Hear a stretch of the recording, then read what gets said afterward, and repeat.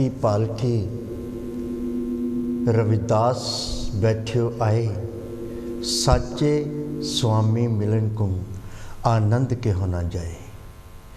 ऐसा चाहूँ राज में जहाँ मिले सबन को अन्न, छोट बड़े सब संभ से रविदास रहे प्रसन्न। रविदास मनुख कर बसन को दोय है एक ठाव, एक सुख स्वराज में दूसर मरगट गाँव। कांची टीवी देख रहे पूरे देशों विदेशों में, पूरे संसार में जिथे जिथे भी कांची टीवी जा रहा है। गुरु प्यारी साध संगत जी, आप जी के समक्ष अज फिर स्पैशल प्रोग्राम लैके आए हैं, क्योंकि जिस तरह आप सब नूं पता है कि साडे महापुरुष जो कि भारत की धरती तो चल के साई पप्पल शाह जी भरो मजारा, शहीद भगत सिंह नगर, सुफियाना दरगाह प्रबंधक कमेटी पंजाब के प्रधान भी हैं। अज फिर आप जी सारिया संगतां दे नाल रूबरू होणगे और जिस तरह कल सतगुरु रविदास महाराज जी की महिमा गुरबाणी बारे और जो किस तरह का प्रचार होना चाहिए इस दे बारे उन्होंने चानना पाया सी, और नाल ही रचनावां दे नाल अपनी प्यारी मिठी भावभीनी आवाज़ दे विच उन्होंने संगतां नूं निहाल कीता सी। आओ सतगुरु रविदास महाराज जी के पावन पवित्र चरणों का ओट आसरा लैके असीं प्रोग्राम शुरू करते हैं। जय गुरुदेव बाबा जी। धन गुरुदेव जी दुगल साहब और सारिया ही गुरु प्यारियां साध संगतां नूं देशां विदेशां विच वेख रही कांची टीवी संगतां नूं जय गुरुदेव, धन गुरुदेव जी, जय भीम, जय भारत। सो अज फिर सबब बनया है कि आपां एक दूसरे के रूबरू होए हैं। सो बहुत बहुत धन्यवाद है, बहुत बहुत धन्यवाद है जी। हाँ जी, एक बार फिर असी कांची टीवी के मंच तो थोड़ा तह दिल तो धन्यवाद करते हैं, क्योंकि सानू जिन्नियां भी संगतां हन जो भारत की धरती तो बाहर चाहे यूरोप दे विच किते भी रहिंदे हन, बहुत महसूस होंदा है, बहुत अच्छा लगता है जो कोई महापुरुष भारत की धरती तो पंजाब की धरती तो आके प्रवचन करते हैं और सतगुरु रविदास महाराज जी या महापुरुषों की गुरबाणी का प्रचार करते हैं, प्रसार करते हैं और दसते हैं कि किस तरह का जीवन जोड़ा है वो होना चाहिए। इस करके पूरे कांची टीवी के ट्रस्टी साहबाना वालों साडे हंसराज बंगा जी चेयरमैन साहब और बलवीर कलेर जी प्रेजिडेंट हैं, और साडे दूसरे जो ट्रस्टी हैं राज बंगड़ जी लंडन तो सारा वो देखते हैं पिछे उन्होंने कंट्रोल उन्होंने कोल, और बीबी भोली रंधावा जी ते जखू जी इन्हां पूरी टीम वालों, और साडे जो क्योंकि मैं भुल ना जावां साडे सरमौर प्रचारक और गुरबाणी दे की कह सकते हैं, मेरे को शब्द नहीं होंगे उन्होंने वास्ते कहने वास्ते, हरबंस शंकी जी और नाल ही साडी सारी ही टीम दे कांची टीवी दे प्रेजेंटर उन्होंने वालों फिर एक बारी हार्दिक स्वागत के नाल बहुत बहुत तुहाडा धन्यवाद करते हैं जी। धन्यवाद है जी। मैं भी अपने दिल दी गहराइयां तो कांची टीवी की सारी ही टीम का श्री हंसराज बंगा जी, बलवीर कलेर जी और भोली रंधावा जी, राज रंधावा जी और राज जी ਜਿਹੜੇ लंडन ਵਿੱਚ ਨੇ इंग्लैंड ਵਿੱਚ, ਤੇ ਉਹਨਾਂ ਦਾ भी बहुत बहुत ਧੰਨਵਾਦ ਕਰਦਾ। ਤੇ ਇੱਕ ਵਾਰ ਫਿਰ ਸਾਨੂੰ ਜੁੜਨ ਦਾ ਮੌਕਾ ਮਿਲਿਆ ਤੇ ਸੰਗਤਾਂ ਜਿਹੜੀਆਂ ਨੇ ਉਹਨਾਂ ਨੂੰ ਮਿਲਣ ਦਾ ਮੌਕਾ ਮਿਲਦਾ ਹੈ, ਸੰਗਤਾਂ ਦੀ ਨਾਲ ਆਪਣੀ ਸਾਂਝ ਪਾਉਣ ਦਾ ਮੌਕਾ ਮਿਲਦਾ ਹੈ। ਇੱਕ ਬਹੁਤ ਵੱਡਾ ਮਾਧਿਅਮ ਹੈ ਕਾਂਚੀ ਟੀਵੀ, ਔਰ ਮੈਂ ਦੁਆ ਕਰਦਾ ਕਿ ਕਾਂਚੀ ਟੀਵੀ ਇਸੇ ਤਰ੍ਹਾਂ ਜਿਹੜਾ ਹੈ ਹੋਰ ਬੁਲੰਦੀਆਂ ਨੂੰ ਛੂਹੇ, ਦਿਨ ਰਾਤ ਜਿਹੜਾ ਹੈ ਸੇਵਾ ਵਿੱਚ ਲੱਗੇ ਹੋਏ ਨੇ, ਸਾਰੀ ਟੀਮ ਜਿਹੜੀ ਹੈ ਉਹ ਚੜ੍ਹਦੀ ਕਲਾ ਵਿੱਚ ਰਹੇ। ਮੈਂ ਦਿਲੋਂ ਦੁਆ ਕਰਦਾ। बाबा जी जिस तरह असी कल भी गल कर रहे थे, क्योंकि सतगुरु रविदास महाराज का प्रवचन ज्ञान का प्रवचन, बिल्कुल जिस तरह उन्होंने कहा माधो अविद्या हितकीन विवेक दीप मलीन जी, त्रिगत जोन अचेत संभव पुन पाप सोच, मनुखा अवतार दुर्लभ तीही संगत पोच। या फिर उन्होंने अपने श्लोकों के अखीरला जो श्लोक आता वो कहते सत विद्या को अपने प्राप्त करे सदा ज्ञान, रविदास कहे बिन विद्या नर को जान अजान। जो अस ज्ञान या विद्या की गल करते हैं उत्थे कि असी सिर्फ जोड़े बच्चे आ उन्होंने बारे सोचते हैं, या किसी भी उम्र दे विच कोई भी इंसान किसी भी उम्र के पड़ाव के विच हैगा ज्ञान तो हर एक दे वास्ते जरूरी है। ज्ञान बहुत ज़रूरी है, चाहे वो बच्चा है, जवान है, चाहे बजुर्ग है, क्योंकि ज्ञान का होना बहुत ज़रूरी है। ज्ञान का मतलब होता है चानन, ਕਿਉਂਕਿ ਫੈਲੇ ਵਿਦਿਆ ਚਾਨਣ ਹੋਏ। ਜਿੰਨੀ ਅੰਦਰ ਵਿਦਿਆ ਜਾਏਗੀ ਉਨਾ ਹੀ ਅੰਦਰ ਚਾਨਣ ਹੁੰਦਾ ਹੈ। ਤੇ ਸਾਨੂੰ ਜਿਹੜੀ ਵਿਦਿਆ ਜਿਹੜੀ ਹੈ, ਇੱਕ ਅਸੀਂ ਸਕੂਲ ਤੋਂ ਵਿਦਿਆ ਹਾਸਲ ਕਰਦੇ ਹਾਂ ਜਨਰਲ ਨੌਲੇਜ ਵਾਸਤੇ, ਕਿ ਜਿਹੜੀ ਵਿਦਿਆ ਸਾਨੂੰ ਆਮ ਪੜ੍ਹਾਈ ਜਾਂਦੀ ਹੈ, ਉਹ ਵਿਦਿਆ ਦੇ ਨਾਲ ਸਾਨੂੰ ਸੰਸਾਰ ਵਿੱਚ ਚੱਲਣ ਦਾ ਮੌਕਾ ਮਿਲਦਾ ਹੈ, ਵਿਚਰਨ ਦਾ ਮੌਕਾ ਮਿਲਦਾ ਹੈ। ਤੇ ਸਤਿਗੁਰੂ ਮਹਾਰਾਜ ਉਸ ਵਿਦਿਆ ਦੇ ਨਾਲ ਰੂਹਾਨੀ ਵਿਦਿਆ ਦੀ ਗੱਲ ਕਰਦੇ ਨੇ। ਜਿਹੜੀ ਰੂਹਾਨੀ ਵਿਦਿਆ ਹੈ, ਜਿਹੜੀ ਉਹਨਾਂ ਨੇ ਸਤਿਗੁਰੂ ਮਹਾਰਾਜ ਨੇ ਇੰਨੀ ਜਿਹੜੀ ਮਹਾਰਾਜ ਨੇ ਬਾਣੀ ਲਿਖੀ ਹੈ ਸਾਡੇ ਵਾਸਤੇ, ਬਾਣੀ ਜਿਹੜੀ ਹੈ ਉਹ ਸਾਡੇ ਅੰਦਰਲੇ ਕਵਾੜ ਖੋਲ੍ਹਦੀ ਹੈ, ਅੰਦਰ ਚਾਨਣ ਕਰਦੀ ਹੈ। ਜਿਵੇਂ ਅੰਦਰ ਚਾਨਣ ਹੋਏਗਾ ਉਹਨੂੰ ਆਪਣੇ ਬਾਰੇ ਪਤਾ ਲੱਗਦਾ ਹੈ। ਜੋ ਬ੍ਰਹਿਮੰਡੇ ਸੋਈ ਪਿੰਡੇ, ਜੋ ਬ੍ਰਹਿਮੰਡ ਦੇ ਵਿੱਚ ਹੈ ਉਹ ਸੇਮ ਹੀ ਇਸੇ ਤਰ੍ਹਾਂ ਪਿੰਡ ਦੇ ਵਿੱਚ, ਇਸ ਸਰੀਰ ਦੇ ਵਿੱਚ ਹੈ। ਸਰੀਰ ਦੇ ਵਿੱਚ ਸਾਰਾ ਕੁਝ ਉਸੇ ਤਰ੍ਹਾਂ ਰਚਿਆ ਹੈ, ਕਿਉਂਕਿ ਅੰਦਰ ਅਨਹਦ ਰਾਗ ਵੱਜਦੇ ਨੇ। ਉਹ ਕਿਸ ਤਰ੍ਹਾਂ ਸੁਣਦੇ ਨੇ, ਕਿਵੇਂ ਸੁਣਨੇ ਨੇ, ਤੇ ਉਹ ਸੁਣੇ ਤਾਂ ਹੀ ਜਾ ਸਕਦੇ ਨੇ ਜੇ ਅਸੀਂ ਧੁਰ ਤੋਂ ਅੰਦਰ ਤੋਂ ਉਹਦੇ ਨਾਲ ਜੁੜਨ ਦੀ ਕੋਸ਼ਿਸ਼ ਕਰਾਂਗੇ। ਤੇ ਇਹਦੇ ਵਾਸਤੇ ਸਾਨੂੰ ਵੱਖਰੇ ਵੱਖਰੇ ਉਪਰਾਲੇ ਕਰਨੇ ਪੈਣਗੇ। ਜਿਵੇਂ ਸਕੂਲ ਦੇ ਵਿੱਚ ਬੱਚਾ ਹੈ, ਬੱਚਾ, ਮੈਂ ਕੱਲ੍ਹ ਵੀ ਗੱਲ ਕੀਤੀ ਸੀ ਕਿ ਬਾਬਾ ਫਰੀਦ ਸਾਹਿਬ ਜੀ ਦੀ ਮਾਤਾ ਨੇ ਬਚਪਨ ਦੇ ਵਿੱਚ ਉਹਨਾਂ ਨੂੰ ਸ਼ੱਕਰ ਦਾ ਲਾਲਚ ਦੇ ਕੇ ਮਹਾਰਾਜ ਦੀ ਨਮਾਜ਼ ਕਰਨ ਵਾਸਤੇ, ਭਾਵ ਕਿ ਤੂੰ ਉੱਠ ਕੇ ਨਮਾਜ਼ ਕਰਿਆ ਕਰ, ਕਿ ਜੇ ਨਮਾਜ਼ ਕਰੇਗਾ ਪਰਮਾਤਮਾ ਤੈਨੂੰ ਖਾਣ ਵਾਸਤੇ ਸ਼ੱਕਰ ਦੇਗਾ। ਤੇ ਜਦੋਂ ਸ਼ੱਕਰ ਦਾ ਲਾਲਚ ਦੇ ਕੇ ਉਹਨਾਂ ਨੂੰ ਜੋੜਿਆ ਗਿਆ, ਜਦੋਂ ਐਸਾ ਮੁਕਾਮ ਆ ਗਿਆ, ਕਿਉਂਕਿ ਮੁਕਾਮ ਆ ਜਾਂਦਾ ਜਦੋਂ ਆਪਾਂ ਕਿਸੇ ਨਾਲ ਚੀਜ਼ ਨਾਲ ਜੁੜਦੇ ਹਾਂ। ਜਦੋਂ ਸਤਿਗੁਰੂ ਮਹਾਰਾਜ ਉਸ ਨਾਮ ਦੇ ਨਾਲ ਇੰਨਾ ਕੁ ਜੁੜ ਗਏ, ਇੰਨਾ ਕੁ ਉਹ ਅੰਦਰ ਰੰਗ ਹੋ ਗਿਆ ਕਿ ਫਿਰ ਬਾਬਾ ਫਰੀਦ ਸਾਹਿਬ ਨੇ ਆਪਣੀ ਗੁਰਬਾਣੀ ਦੇ ਵਿੱਚ ਜਿਹੜਾ ਫਰਮਾਨ ਕੀਤਾ ਕਿ ਫਰੀਦਾ ਸ਼ੱਕਰ ਖੰਡ ਨਿਵਾਤ ਗੁੜ, ਮਾਖਿਓ ਮਾਝਾ ਦੁੱਧ, ਸਭੇ ਵਸਤੂ ਮਿੱਠੀਆਂ ਰੱਬ ਨਾ ਪੂਜਣ ਤੁਧ। ਕਿ ਜਿੰਨੇ ਮਰਜ਼ੀ ਪਦਾਰਥ ਖਾ ਲਓ, ਮਿੱਠੇ ਤੋਂ ਮਿੱਠੇ ਖਾ ਲਓ, ਪਰ ਉਨੀ ਮਿਠਾਸ ਜਿਹੜੀ ਹੈ ਕਿਸੇ ਚੀਜ਼ ਵਿੱਚ ਵੀ ਨਹੀਂ ਹੈਗੀ ਜਿੰਨੀ ਸਤਿਗੁਰ ਦੇ ਨਾਮ ਦੇ ਵਿੱਚ ਹੈ। ਇਸ ਕਰਕੇ ਨਾਮ ਨਾਲ ਜੋੜਨ ਦੇ ਵਾਸਤੇ, ਸਤਿਗੁਰੂ ਮਹਾਰਾਜ ਦੀ ਬਾਣੀ ਨਾਲ ਜੋੜਨ ਵਾਸਤੇ ਸਾਨੂੰ ਵੱਡੇ ਉਪਰਾਲੇ ਕਰਨੇ ਪੈਣਗੇ ਬਚਪਨ ਤੋਂ ਜਿਹੜਾ ਹੈ। ਕਿਉਂਕਿ ਬਚਪਨ ਤੋਂ ਜ਼ਿਆਦਾ ਲਗਨ ਲੱਗ ਜਾਵੇ ਤਾਂ ਵਧੀਆ ਗੱਲ ਹੁੰਦੀ ਹੈ। ਜਿਵੇਂ ਵੱਡੀ ਲੱਕੜ ਨੂੰ ਅੱਗ ਲਾਉਣ ਤੋਂ ਪਹਿਲਾਂ ਛੋਟੀ ਲੱਕੜ ਨੂੰ ਲਾਉਣੀ ਪੈਂਦੀ ਹੈ, ਫਿਰ ਵੱਡੀ ਲੱਕੜ ਨੂੰ ਅੱਗ ਆਪਣੇ ਆਪ ਪੈ ਜਾਂਦੀ ਹੈ। ਇਸ ਕਰਕੇ ਬਚਪਨ ਤੋਂ ਜੇ ਹੋ ਜਾਵੇ ਤਾਂ ਵਧੀਆ ਗੱਲ ਹੈ। ਸਿਆਣਾ ਜਦੋਂ ਹੋ ਜਾਂਦਾ ਗੱਲ ਉਦੋਂ ਹੈ ਤਾਂ ਠੀਕ ਹੈ, ਪਰ ਗੱਲ ਇਸ ਤਰ੍ਹਾਂ ਹੈਗੀ ਹੈ ਕਿ ਜਿੰਨਾ ਵਜ਼ਨ ਜਿਹੜਾ ਹੈ ਬਚਪਨ ਤੇ ਜਵਾਨੀ 'ਚ ਚੱਕਿਆ ਜਾ ਸਕਦਾ, ਜਿੰਨਾ ਜ਼ਿਆਦਾ ਜਪਿਆ ਜਾ ਸਕਦਾ, ਉਹਨਾਂ ਬਜ਼ੁਰਗ ਦੇ ਹੋਣ ਦੇ ਨਾਤੇ ਉਹਦੇ ਵਿੱਚ ਇੰਨੀ ਸਰੀਰ ਦੇ ਵਿੱਚ ਜਾਨ ਨਹੀਂ ਹੁੰਦੀ। ਕਈ ਵਾਰ ਬੰਦਾ ਆਸਰਾ ਲੱਭਦਾ, ਢਾਸ ਲਾ ਕੇ ਬੈਠੇਗਾ, ਗੋਡੇ ਜਵਾਬ ਦੇ ਜਾਂਦੇ ਆ। ਇਸ ਕਰਕੇ ਜਿੰਨਾ ਹੋ ਸਕੇ ਬਚਪਨ ਤੋਂ ਸਾਨੂੰ ਬੱਚਿਆਂ ਨੂੰ ਜ਼ਿਆਦਾ ਪ੍ਰੇਰਿਤ ਕਰਨ ਦੀ ਲੋੜ ਹੈਗੀ ਹੈ। ਬੱਚਿਆਂ ਨੂੰ ਸਤਿਗੁਰੂ ਮਹਾਰਾਜ ਦੀ ਬਾਣੀ ਦੇ ਨਾਲ ਜੋੜਨ ਦੀ ਬਹੁਤ ਲੋੜ ਹੈ।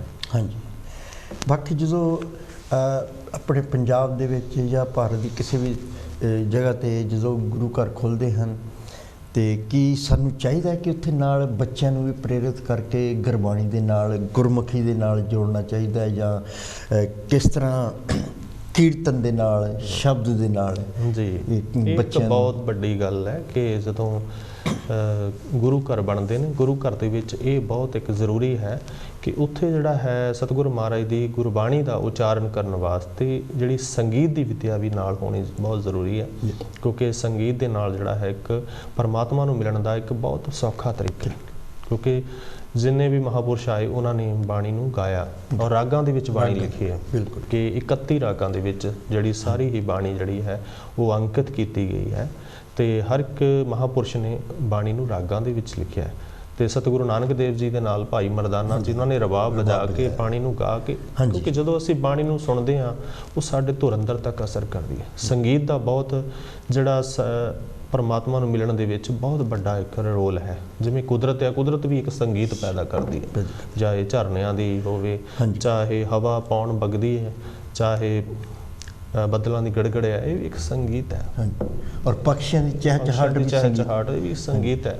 ਇਹ ਮਹਾਰਾਜ ਨੇ ਇਹ ਸਾਨੂੰ ਬਹੁਤ, ਜਿਸ ਤਰ੍ਹਾਂ ਬਾਬਾ ਜੀ ਅਸੀਂ ਦੇਖਦੇ ਹਾਂ ਕੋਈ ਜਿਸ ਤਰ੍ਹਾਂ ਪ੍ਰਚਾਰਕ, ਜਿਸ ਤਰ੍ਹਾਂ ਤੁਸੀਂ ਪ੍ਰਚਾਰ ਕਰਦੇ ਹੋ, ਜੋ ਤੁਸੀਂ ਕਈ ਵਾਰੀ ਲੈਅ ਦੇ ਵਿੱਚ ਆ ਕੇ ਇੱਕ ਰਾਗ ਦੇ ਵਿੱਚ ਇੱਕ ਸੰਗੀਤ ਦੇ ਰੂਪ ਦੇ ਵਿੱਚ ਜੋ ਦੱਸਦੇ ਆ, ਤਾਂ ਉਹਦਾ ਅਸਰ ਕਿ ਕਈ ਮੈਂ ਦੇਖਿਆ ਸੰਗਤਾਂ ਦੇ ਅੱਖਾਂ ਦੇ ਵਿੱਚੋਂ ਪਾਣੀ ਆ ਜਾਂਦਾ ਹੈ। ਉਹ ਇੱਕ ਅਸਰ ਹੀ ਹੈ। ਮਤਲਬ ਜਿਹੜੀ ਤੁਸੀਂ ਹੁਣੇ ਗੱਲ ਕਰ ਰਹੇ ਸੀਗੇ ਕਿ ਸੰਗੀਤ ਜਿਹੜਾ ਆ ਰਾਗਾਂ ਦੇ ਵਿੱਚ ਹੀ ਬਾਣੀ ਉਚਾਰੀ ਗਈ ਹੈ, ਔਰ ਜਦੋਂ ਹੁਣ ਕੋਈ ਆਮ ਕੋਈ ਇਨਸਾਨ ਕੋਈ ਵੀ ਕਿ ਸਾਚੀ ਪ੍ਰੀਤ ਹਮ ਤੁਮਸੇ ਜੋਰੀ, ਇਹਦਾ ਕੋਈ ਅਸਰ ਨਹੀਂ ਹੋਣਾ।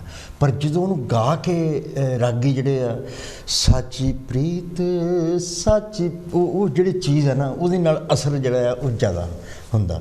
ਔਰ ਦੂਸਰਾ ਜਦੋਂ ਅਸੀਂ ਦੇਖਦੇ ਹਾਂ ਸਤਿਗੁਰੂ ਰਵਿਦਾਸ ਮਹਾਰਾਜ ਜੀ ਦਾ ਗੁਰਪੁਰਬ ਹੋਵੇ, ਜੋ ਪ੍ਰਭਾਤ ਫੇਰੀਆਂ ਨਿਕਲਦੀਆਂ ਆ, ਅਸੀਂ ਦੇਖਦੇ ਹਾਂ ਕਿ ਬੱਚੇ ਬਹੁਤ ਉਸ ਵੇਲੇ ਦਿਲਚਸਪੀ ਲੈਂਦੇ ਆ ਇਸ ਗੱਲ ਦੇ ਵਿੱਚ, ਔਰ ਸਿੱਖਦੇ ਵੀ ਆ, ਢੋਲਕੀ ਵਜਾਉਣੀ ਸਿੱਖਦੇ ਆ, ਫਿਰ ਹਾਰਮੋਨੀਅਮ ਵਜਾਉਣਾ ਸਿੱਖਦੇ, ਨਾਲ ਗਾਉਂਦੇ ਵੀ ਆ। ਇਹਦੇ ਬਾਰੇ ਬਾਬਾ ਜੀ ਤੁਸੀਂ ਤਾਂ ਉੱਥੇ ਪੰਜਾਬ ਦੇ ਵਿੱਚ ਦੇਖਦੇ ਆ, ਕਿਸ ਤਰ੍ਹਾਂ ਦੇ ਮਾਹੌਲ ਹੁੰਦਾ ਹੈ?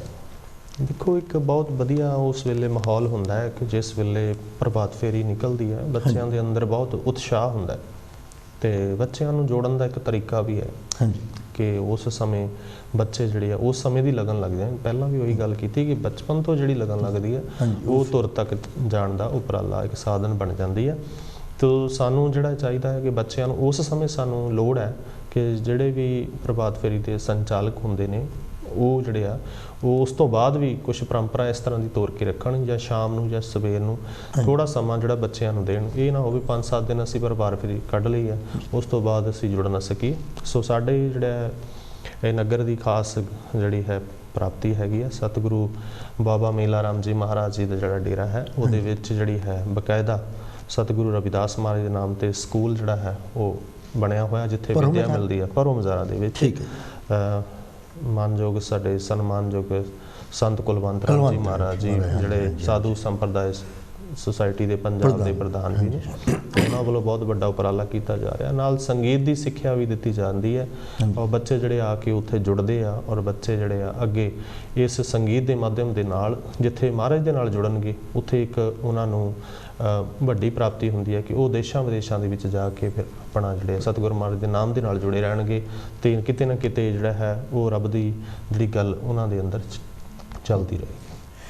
ਜਿਸ ਤਰ੍ਹਾਂ ਤੁਸੀਂ ਸੰਤ ਮਹਾਰਾਜ ਕੁਲਵੰਤ ਰਾਮ ਹੋਣਾ ਦੀ ਗੱਲ ਕੀਤੀ ਆ, ਉਹਨਾਂ ਦੇ ਮੈਂ ਦੇਖਿਆ ਕਿ ਗੁਰਬਾਣੀ ਦੇ ਨਾਲ ਨਾਲ ਸਮਾਜਿਕ ਕ੍ਰਾਂਤੀ ਦੀ ਵੀ, ਜਦੋਂ ਕੋਈ ਵੀ ਕੌਮ 'ਤੇ ਕੋਈ ਵੀ ਇਸ ਤਰ੍ਹਾਂ ਦੀ ਜਦੋਂ ਕੋਈ ਵੀ ਕਿਸੇ ਵੀ ਤਰ੍ਹਾਂ ਦੀ ਪ੍ਰੋਬਲਮ ਆਉਂਦੀ ਆ ਅਤੇ ਉਹ ਅੱਗੇ ਹੋ ਕੇ ਉਹਦੀ ਅਗਵਾਈ ਵੀ ਕਰਦੇ ਆ, ਨਾ ਕਿ ਸਿਰਫ ਰੂਹਾਨੀਅਤ ਬਲਕਿ ਸਮਾਜਿਕ ਸਮੱਸਿਆਵਾਂ ਜਿਹੜੀਆਂ ਸਮਾਜ ਦੀਆਂ ਕੌਮ ਦੀਆਂ ਉਹਨਾਂ ਨੂੰ ਲੈ ਕੇ ਵੀ ਅੱਗੇ ਚੱਲਦੇ ਆ। ਦੇਖੋ, ਇਹ ਆਪਣਾ ਸਾਰਿਆਂ ਦਾ ਨੈਤਿਕ ਤੌਰ 'ਤੇ ਫਰਜ਼ ਬਣਦਾ ਹੈ ਕਿ ਸੰਤ ਮਹਾਂਪੁਰਸ਼ ਨੇ ਜਿਹੜੇ ਉਹ ਇੱਕ ਇਹਨਾਂ ਦੇ ਅੰਦਰ ਕ੍ਰਾਂਤੀ ਦੀ ਭਾਵਨਾ ਹੋਣੀ ਵੀ ਬੜੀ ਜ਼ਰੂਰੀ ਹੈ, ਕਿਉਂਕਿ ਜੇ ਅਸੀਂ ਸੰਤ ਮਹਾਂਪੁਰਸ਼ ਜਿੰਨੇ ਜਾਗਤ ਹੋਣਗੇ ਉਨੀ ਹੀ ਸੰਗਤ ਜਿਹੜੀ ਹੈ ਹੋਰ ਜਾਗਤ ਹੋਏਗੀ, ਕਿਉਂਕਿ ਸੰਤਾਂ ਮਹਾਂਪੁਰਸ਼ਾਂ ਨੇ ਹੀ ਆ ਕੇ ਸਾਰੇ ਸਮਾਜ ਨੂੰ ਸੰਭਾਲਣਾ ਹੈ, ਸਮਾਜ ਨੂੰ ਚੰਗੀ ਸੇਧ ਦੇਣੀ ਹੈ, ਮਹਾਰਾਜ ਦੀ ਬਾਣੀ ਨਾਲ ਜੋੜਨਾ ਹੈ ਔਰ ਚੰਗੇ ਰਸਤੇ 'ਤੇ ਤੋਰਨਾ ਹੈ। ਸੋ ਆਪਣੇ ਚੰਗੇ ਭਾਗ ਨੇ ਕਿ ਮਹਾਂਪੁਰਸ਼, ਇਹੋ ਜਿਹੇ ਮਹਾਂਪੁਰਸ਼, ਕ੍ਰਾਂਤੀਕਾਰੀ ਮਹਾਂਪੁਰਸ਼ ਸੰਤ ਕ੍ਰਿਸ਼ਨ ਨਾਥ ਜੀ ਝਵੇੜੂ ਵਾਲੇ ਮਹਾਰਾਜ ਜਿਹੜਾ, ਅਤੇ ਨਾਲ ਦੀ ਨਾਲ ਇਹ ਜ਼ਰੂਰੀ ਹੈ ਕਿ ਜਿੱਥੇ ਬਾਬਾ ਸਾਹਿਬ ਦੀ ਫਿਲਾਸਫੀ ਨੂੰ ਅੱਗੇ ਲਿਆਂਦਾ ਜਾਂਦਾ ਹੈ ਔਰ ਸਾਨੂੰ ਵੱਧ ਤੋਂ ਵੱਧ ਲੋੜ ਹੈ ਕਿ ਵੱਧ ਤੋਂ ਵੱਧ ਜ਼ਿਆਦਾ ਜਿਹੜੀਆਂ ਲਾਇਬ੍ਰੇਰੀਆਂ ਬਣਨ, ਜਿੱਥੇ ਗੁਰੂ ਘਰ ਬਣੇ ਉੱਥੇ ਲਾਇਬ੍ਰੇਰੀ ਬਣੇ, ਉੱਥੇ ਟਿਊਸ਼ਨ ਸੈਂਟਰ, ਕੋਚਿੰਗ ਸੈਂਟਰ ਬਣਨ, ਤਾਂ ਜੋ ਆਉਣ ਵਾਲੀ ਪੀੜ੍ਹੀ ਜਿਹੜੀ ਹੈ ਉੱਥੋਂ ਲਾਹਾ ਲੈ ਸਕੇ ਔਰ ਗੁੰਮਰਾਹ ਹੋਣ ਤੋਂ ਬਚ ਸਕੇ, ਨਸ਼ਿਆਂ ਦੀ ਮਾੜੀ ਲੱਤ ਤੋਂ ਦੂਰ ਰਹਿ ਸਕਣ। ਇਹ ਬਹੁਤ ਅੱਜ ਦੇ ਸਮੇਂ ਦੀ ਮੁੱਖ ਲੋੜ ਹੈਗੀ ਹੈ। ਸਾਨੂੰ ਵੱਧ ਤੋਂ ਵੱਧ ਜਿਹੜਾ ਹੈ ਲਿਟਰੇਚਰ ਤਿਆਰ ਕਰਨਾ ਚਾਹੀਦਾ, ਮੈਗਜ਼ੀਨ ਤਿਆਰ ਕਰਨੇ ਚਾਹੀਦੇ ਆ, ਜਿਹਦੇ ਮਾਧਿਅਮ ਦੇ ਨਾਲ ਸਾਡੇ ਘਰ ਤੱਕ ਜਿਹੜੀ ਹੈ ਮਹਾਰਾਜ ਦੀ ਬਾਣੀ ਪਹੁੰਚਦੀ ਰਹੇ। ਕੋਈ ਨਾ ਕੋਈ ਨਵੀਂ ਤੋਂ ਨਵੀਂ ਗੱਲ ਜਿਹੜੀ ਹੈ, ਕੋਈ ਰਚਨਾਵਾਂ ਨਵੀਆਂ ਤੋਂ ਨਵੀਆਂ ਜਿਹੜੀਆਂ ਨੇ ਉਹ ਘਰਾਂ ਤੱਕ ਪਹੁੰਚਣਗੀਆਂ। ਘਰ ਦੇ ਵਿੱਚ ਮੈਗਜ਼ੀਨ ਚਾਹੇ ਅਖਬਾਰ ਦੇ ਤੌਰ 'ਤੇ ਹੋਵੇ, ਉਹਦੇ ਨਾਲ ਜਿਹੜੀ ਹੈ ਸਾਡੇ ਮਹਾਰਾਜ ਦੀ ਬਾਣੀ ਜਿਹੜੀ ਹੈ ਘਰ ਘਰ ਤੱਕ, ਜਨ ਜਨ ਤੱਕ ਤਾਂ ਹੀ ਪਹੁੰਚੇਗੀ। ਸੋ ਇਸੇ ਮਿਸ਼ਨ ਨੂੰ ਲੈ ਕੇ ਬਾਬਾ ਜੀ ਡੇਰਾ ਸੱਚਖੰਡ ਬੱਲਾ ਜੀ, ਡੇਰਾ ਸੱਚਖੰਡ ਬੱਲਾ ਦੇ ਮਹਾਨ ਕਾਰਜ ਜਿਹੜੇ ਆ ਅੱਜ ਦੁਨੀਆ ਨੂੰ ਨਜ਼ਰ ਆਉਂਦੇ ਆ, ਕਿਉਂਕਿ ਉਹਨਾਂ ਨੇ ਪ੍ਰਸ਼ਾਦ ਕੀਤਾ, ਇੰਨਾ ਜ਼ਿਆਦਾ ਪ੍ਰਸ਼ਾਦ ਕੌਮ ਸਮਾਜ ਵਾਸਤੇ। ਬੇਗਮਪੁਰਾ ਜਿਹੜਾ ਸਪਤਾਹਿਕ ਜਿਹੜਾ ਨਿਊਜ਼ਪੇਪਰ ਹੈ ਉਹ ਘਰਾਂ ਤੱਕ ਪਹੁੰਚਦਾ ਹੈ, ਮੇਰੇ ਕੋਲ ਵੀ ਪਹੁੰਚਦਾ ਹੈ, ਉਹਦੇ ਵਿੱਚ ਵੀ ਬਹੁਤ ਗਿਆਨ ਮਿਲਦਾ ਹੈ। ਕਿਉਂਕਿ ਗੱਲ ਇਹੀ ਹੈ, ਜਿੰਨਾ ਜ਼ਿਆਦਾ ਅਸੀਂ ਉਹਨਾਂ ਨੂੰ ਪੜ੍ਹਾਂਗੇ, ਜਿੰਨਾ ਜ਼ਿਆਦਾ ਉਹਨਾਂ ਚੀਜ਼ਾਂ ਦਾ ਅਸੀਂ ਸਹਿਯੋਗ ਕਰਾਂਗੇ, ਉਹਨਾਂ ਨੂੰ ਆਰਥਿਕ ਤੌਰ 'ਤੇ ਵੀ ਸਹਿਯੋਗ ਕਰਨ ਦੀ ਲੋੜ ਹੈ, ਕਿਉਂਕਿ ਕੋਈ ਵੀ ਅਦਾਰਾ ਹੈ ਉਹ ਬਿਨਾਂ ਆਰਥਿਕ ਸਹਾਇਤਾ ਦੇ ਨਹੀਂ ਚੱਲਦਾ। ਜਿਵੇਂ ਕਾਂਚੀ TV ਵੀ ਹੈ, ਸਾਨੂੰ ਇਹਨਾਂ ਦਾ ਵੀ ਬਹੁਤ ਜਿਹੜਾ ਹੈ ਇਹਨਾਂ ਦੀ ਨਾਲ ਮਦਦ ਕਰਨੀ ਚਾਹੀਦੀ, ਆਰਥਿਕ ਤੌਰ ਤੇ ਸਾਨੂੰ ਸਹਿਯੋਗ ਕਰਨਾ ਚਾਹੀਦਾ ਤਾਂ ਜੋ ਜਿਹੜਾ ਇਹ ਅਦਾਰੇ ਜਿਹੜੇ ਸਾਡੀ ਕੌਮ ਨੂੰ ਮਿਲੇ ਆ ਇਹ ਨਿਰੰਤਰ ਕੰਟੀਨਿਊਸ ਚੱਲਦੇ ਰਹਿਣ, ਕਿਸੇ ਤਰ੍ਹਾਂ ਦਾ ਕੋਈ ਵਿਘਨ ਨਾ ਆਵੇ। ਬਾਕੀ ਹੋਰ ਵੀ ਸਮਾਜ ਦੇ ਵਿੱਚ ਅਦਾਰੇ ਚੱਲਦੇ ਨੇ ਹੋਰ ਵੀ ਬਹੁਤ ਸਾਰੇ, ਪਰ ਜਿਹੜਾ ਆਪਾਂ ਨੂੰ ਆਪਣੇ ਮਹਾਰਾਜ ਦੀ ਬਾਣੀ ਦੇ ਨਾਲ ਜੋੜਦਾ ਹੈ ਉਹ ਮੇਰੇ ਹਿਸਾਬ ਦੇ ਨਾਲ ਜਿਹੜਾ ਹੈ ਬਹੁਤ ਵੱਡਾ ਜਿਹੜਾ ਉਪਰਾਲਾ ਵੀ ਦਾ ਹੈਗਾ। ਸੋ ਸਾਨੂੰ ਬਹੁਤ ਮਦਦ ਜਿਹੜੀ ਹੈ ਕਰਨੀ ਚਾਹੀਦੀ ਹੈ, ਉਪਰਾਲੇ ਕਰਨੇ ਚਾਹੀਦੇ। ਜਦੋਂ ਮੈਂ ਡੇਰਾ ਸੱਚਖੰਡ ਬੱਲਾ ਦੀ ਗੱਲ ਕਰਦਾ ਬਾਬਾ ਜੀ, ਤੇ ਉਸ ਵੇਲੇ ਕੌਮ ਦੇ ਅਮਰ ਸ਼ਹੀਦ ਮਹਾਨ ਸੰਤ ਰਾਮਾਨੰਦ ਮਹਾਰਾਜ ਜੀ, ਉਹਨਾਂ ਦਾ ਇਹ ਵਿਜ਼ਨ ਸੀ ਜੋ ਬਾਬਾ ਜੀ ਤੁਸੀਂ ਗੱਲ ਕਰ ਰਹੇ ਹੋ ਹੁਣੇ, ਕਿ ਕਿਸ ਤਰ੍ਹਾਂ ਸਾਡੀ ਕੌਮ ਦੇ ਜਿਹੜੇ ਲਿਖਾਰੀ ਆ ਉਹ ਪਹਿਲੀ ਕਤਾਰ ਵਿੱਚ ਆਉਣ, ਉਹਨਾਂ ਨੂੰ ਹੌਸਲਾ ਮਿਲੇ, ਉਹਨਾਂ ਨੂੰ ਉਤਸ਼ਾਹ ਮਿਲੇ, ਤਾਂ ਕਿ ਉਹਨਾਂ ਦੀ ਕਲਮ ਜਿਹੜੀ ਆ ਹੋਰ ਵਧੀਆ ਤਰੀਕੇ ਨਾਲ ਲਿਖ ਕੇ ਆਪਣੀ ਕੌਮ ਦੇ ਵਿੱਚ ਜਾਗਰਤੀ ਪੈਦਾ ਕਰੇ। ਔਰ ਉਹ ਅਵਾਰਡ ਜਾਂ ਪ੍ਰਾਈਜ਼ ਜਾਂ ਮੈਡਲ ਵੀ ਦਿੰਦੇ ਹੁੰਦੇ ਸੀਗੇ ਜੀ। ਔਰ ਰੂਹਾਨੀਅਤ ਦੇ ਨਾਲ ਮੈਂ ਕਹਿੰਦਾ ਜੋ ਸਤਿਗੁਰੂ ਰਵਿਦਾਸ ਮਹਾਰਾਜ ਦੀ ਬਾਣੀ ਨੂੰ ਉਹਨਾਂ ਨੇ ਆਪਣੇ ਅੰਦਰ ਵਸਾਇਆ ਔਰ ਉਸ 'ਤੇ ਕੰਮ ਕੀਤਾ ਉਹਨਾਂ ਨੇ, ਔਰ ਉਹ ਬਾਣੀ 'ਤੇ ਚੱਲ ਕੇ ਨਾਲ ਸਮਾਜਿਕ ਜਿਹੜੀਆਂ ਸਮੱਸਿਆਵਾਂ ਸੀ ਉਹਨਾਂ ਨੂੰ ਲੈ ਕੇ, ਨਾਲ ਰਾਜਨੀਤਿਕ ਸਮੱਸਿਆਵਾਂ ਜਿਹੜੀਆਂ ਸੀਗੀਆਂ ਉਹਨਾਂ ਨੂੰ ਵੀ ਉਹਨਾਂ ਨੇ ਨਾਲ ਰੱਖਿਆ, ਨਾਲ ਕਰਨਾ ਪੈਣਾ ਸੀ। ਕਿਉਂਕਿ ਸਤਿਗੁਰੂ ਰਵਿਦਾਸ ਮਹਾਰਾਜ ਦੀ ਬਾਣੀ ਜਿਹੜੀ ਹੈ ਉਹ ਚਾਰੀ ਪਿੱਲਰ ਜਿਹੜੇ ਹਨ, ਰਾਜਨੀਤਿਕ, ਸਮਾਜਿਕ ਜਾਂ ਆਪਣੇ ਜਾਂ ਆਰਥਿਕ ਪਿੱਲਰ ਹੈਗਾ ਜਾਂ ਧਾਰਮਿਕ ਪਿੱਲਰ, ਸਾਰਿਆਂ 'ਤੇ ਖੜੀ, ਔਰ ਉਹਨਾਂ ਨੂੰ ਲੈ ਕੇ ਉਹ ਚੱਲ ਰਹੇ ਸੀਗੇ। ਉਹ ਤਾਂ ਹੈ ਹੀ ਹੈ, ਜੇ ਅਸੀਂ ਕੋਈ ਮਕਾਨ ਬਣਾਉਣਾ ਤਾਂ ਉਹਨੂੰ ਚਾਰੇ ਪਿੱਲਰ ਮਜ਼ਬੂਤ ਰੱਖਣੇ ਪੈਣੇ ਤਾਂ ਹੀ ਗੱਲ ਬਣਨੀ ਹੈ। ਕਿਉਂਕਿ ਜਿਹੜੇ ਹੱਕ ਨੇ ਉਹ ਹੱਕਾਂ ਦੇ ਪ੍ਰਤੀ ਸਾਨੂੰ ਜਾਗਰਤੀ ਹੋਣੀ ਚਾਹੀਦੀ ਹੈ ਵੀ ਹੱਕ ਸਾਡੇ ਕਿਹੜੇ ਨੇ, ਸਾਨੂੰ ਕੀ ਮਿਲ ਸਕਦਾ, ਗੌਰਮੈਂਟ ਸਾਡੀ ਕਿੱਥੇ ਮਦਦ ਕਰ ਸਕਦੀ ਹੈ। ਕਿਉਂਕਿ ਜੇ ਅਸੀਂ ਪੜ੍ਹਿਆ ਹੀ ਨਹੀਂ ਹੋਵੇਗਾ ਸਾਨੂੰ ਕਿੱਥੋਂ ਪਤਾ ਲੱਗੇਗਾ। ਬੇਸ਼ੱਕ ਸਾਨੂੰ ਵਜ਼ੀਫੇ ਮਿਲਦੇ ਸੀ, ਕਿਤਾਬਾਂ ਮਿਲਦੀਆਂ ਸੀ, ਇਹ ਸਾਰੀਆਂ ਚੀਜ਼ਾਂ ਜਿਹੜੀਆਂ ਨੇ ਹੁਣ ਹੌਲੀ ਹੌਲੀ ਜਿਹੜੀਆਂ ਆ ਖੋਈਆਂ ਜਾ ਰਹੀਆਂ, ਤਾਂ ਜੋ ਬੱਚੇ ਜਿਹੜੇ ਨੇ ਇਹ ਆਪਣੇ ਸਮਾਜ ਦੇ ਬੱਚੇ ਜਿਹੜੇ ਅਸੀਂ ਉਹ ਗਰੀਬ ਤਬਕੇ ਦੇ ਵਿੱਚ ਪੈਦਾ ਹੋਏ, ਉਸ ਬੱਚੇ ਜਿਹੜੇ ਸੀ ਉਹਨਾਂ ਨੂੰ ਸਕਾਲਰਸ਼ਿਪਾਂ ਮਿਲੀਆਂ, ਹੌਲੀ ਹੌਲੀ ਉਹ ਪੜ੍ਹਨ ਵਾਲੇ ਬਣ ਗਏ, ਪੜ੍ਹ ਕੇ ਇੱਥੇ ਤੱਕ ਪਹੁੰਚੇ ਸੀ। ਪਰ ਹੁਣ ਅੱਜ ਦੇ ਸਮੇਂ ਦੇ ਵਿੱਚ ਜਿਹੜੀ ਵਿੱਦਿਆ ਹੈ ਉਹ ਇੰਨੀ ਕੁ ਮਹਿੰਗੀ ਕਰ ਦਿੱਤੀ ਗਈ ਹੈ ਕਿ ਆਮ ਵਿਅਕਤੀ ਜਿਹੜਾ ਪੜ੍ਹ ਨਹੀਂ ਸਕਦਾ। ਹੁਣ ਡਾਕਟਰ ਬਣਨਾ ਹੋਵੇ ਤਾਂ 1 ਕਰੋੜ ਰੁਪਈਆ ਸਿਰਫ ਉਹਨੂੰ MBBS ਦੀ ਫੀਸ ਤਾਰਨ ਵਾਸਤੇ ਚਾਹੀਦਾ, ਅਤੇ ਸਾਡੇ ਵਿੱਚੋਂ ਡਾਕਟਰ ਕਿੱਥੇ ਪੈਦਾ ਹੋਣਗੇ? ਸਾਡੇ ਸਮਾਜ ਦੇ ਵਿੱਚ ਡਾਕਟਰ ਪੈਦਾ ਹੋਣੇ ਬੰਦ ਹੋ ਜਾਣਗੇ, ਕਿਉਂਕਿ ਉਹਨਾਂ ਦੇ ਕੋਲ ਇੰਨੀ ਸਮਰੱਥਾ ਹੀ ਨਹੀਂ ਹੋਏਗੀ ਕਿ ਇੰਨੇ ਪੈਸੇ ਅਸੀਂ ਇਕੱਠੇ ਕਰਕੇ ਐਡਮਿਸ਼ਨ ਲੈ ਸਕੀਏ। ਅਤੇ ਇਸ ਕਰਕੇ ਸਾਨੂੰ ਜੇ ਬੱਚੇ ਪੜ੍ਹਨ ਵਾਲੇ ਆ ਉਹਨਾਂ ਦੀ ਵੱਧ ਤੋਂ ਵੱਧ ਮਦਦ ਵੀ ਕਰਨੀ ਚਾਹੀਦੀ ਹੈ, ਅਤੇ ਉਹਨਾਂ ਨੂੰ ਹੱਕਾਂ ਪ੍ਰਤੀ ਜਾਗਰਤ ਵੀ ਕਰਨਾ ਚਾਹੀਦਾ। ਅਤੇ ਕੌਮ ਦੇ ਅਮਰ ਸ਼ਹੀਦ ਸੰਤ ਰਾਮਾਨੰਦ ਮਹਾਰਾਜ ਜੀ, ਉਹਨਾਂ ਦਾ ਤਾਂ ਕੋਈ ਦੇਣਾ ਨਹੀਂ ਦੇ ਸਕਦੇ, ਜਿਨ੍ਹਾਂ ਨੇ ਐਡੀ ਵੱਡੀ ਕੁਰਬਾਨੀ ਦੇ ਦਿੱਤੀ, ਅਤੇ ਅੱਜ ਸਾਡੇ ਸਮਾਜ ਦੇ ਵਿੱਚ ਉਹਨਾਂ ਦਾ ਨਾਮ ਜਿਹੜਾ ਹੈ ਸੁਨਹਿਰੀ ਅੱਖਰਾਂ ਦੇ ਵਿੱਚ ਲਿਖਿਆ ਗਿਆ, ਅਤੇ ਅਸੀਂ ਉਹਨਾਂ ਨੂੰ ਕੋਟੀ ਕੋਟੀ ਨਮਨ ਕਰਦੇ ਹਾਂ, ਕਿਉਂਕਿ ਉਹਨਾਂ ਨੇ ਐਸੀ ਕੁਰਬਾਨੀ ਕੀਤੀ ਹੈ। ਸੋ ਮੇਰੇ ਜਿਹੜੇ ਸ਼ਬਦ ਵੀ ਜਿਹੜੇ ਸੀ ਕਿ ਮੈਂ ਰਚਨਾ ਜਿਹੜੀ ਸੀ ਉਹਨਾਂ ਨੂੰ ਸਮਰਪਿਤ ਕੀਤੀ ਸੀਗੀ ਕਿ ਸੰਤਾਂ ਦਾ ਵਿਛੋੜਾ, ਕਿਉਂਕਿ ਮਹਾਂਪੁਰਸ਼ਾਂ ਦਾ ਵਿਛੋੜਾ ਜਿਹੜਾ ਹੈ ਬਹੁਤ ਸਾਡੇ ਦਿਲਾਂ 'ਤੇ ਅਸਰ ਕੀਤਾ ਉਹਨਾਂ ਨੇ, ਕਿਉਂਕਿ ਉਹ ਸਾਨੂੰ ਐਸਾ ਵਿਛੋੜਾ ਦੇ ਕੇ ਗਏ ਨੇ। ਉਹਨਾਂ ਦਾ ਵਿਛੋੜਾ ਜਿਹੜਾ ਹੈ ਸਾਡੇ ਕੋਲੋਂ ਝੱਲਿਆ ਨਹੀਂ ਜਾ ਰਿਹਾ, ਕਿਉਂਕਿ ਸੰਤਾਂ ਮਹਾਂਪੁਰਸ਼ਾਂ ਨੇ ਐਸੀ ਕੁਰਬਾਨੀ ਕੀਤੀ ਹੈ। ਕੁਰਬਾਨੀ ਕਰਕੇ ਸਾਡੇ ਵਾਸਤੇ ਜਿਹੜਾ ਹੈ ਉਹਨਾਂ ਨੇ ਆਪਣਾ ਜਿਹੜਾ ਹੈ ਤਨ ਮਨ ਜਿਹੜਾ ਹੈ ਦੇਸ਼ ਦੇ ਖਾਤਰ ਵਾਰ ਦਿੱਤਾ ਹੈ। ਸੋ ਉਹਨਾਂ ਨੂੰ ਯਾਦ ਨੂੰ ਸਮਰਪਿਤ ਜਿਹੜੀ ਹੈ ਮੈਂ 2 ਲਾਈਨਾਂ ਜਿਹੜੀਆਂ ਜ਼ਰੂਰ ਉਹਨਾਂ ਨੂੰ ਸਮਰਪਿਤ ਕਰਾਂਗਾ।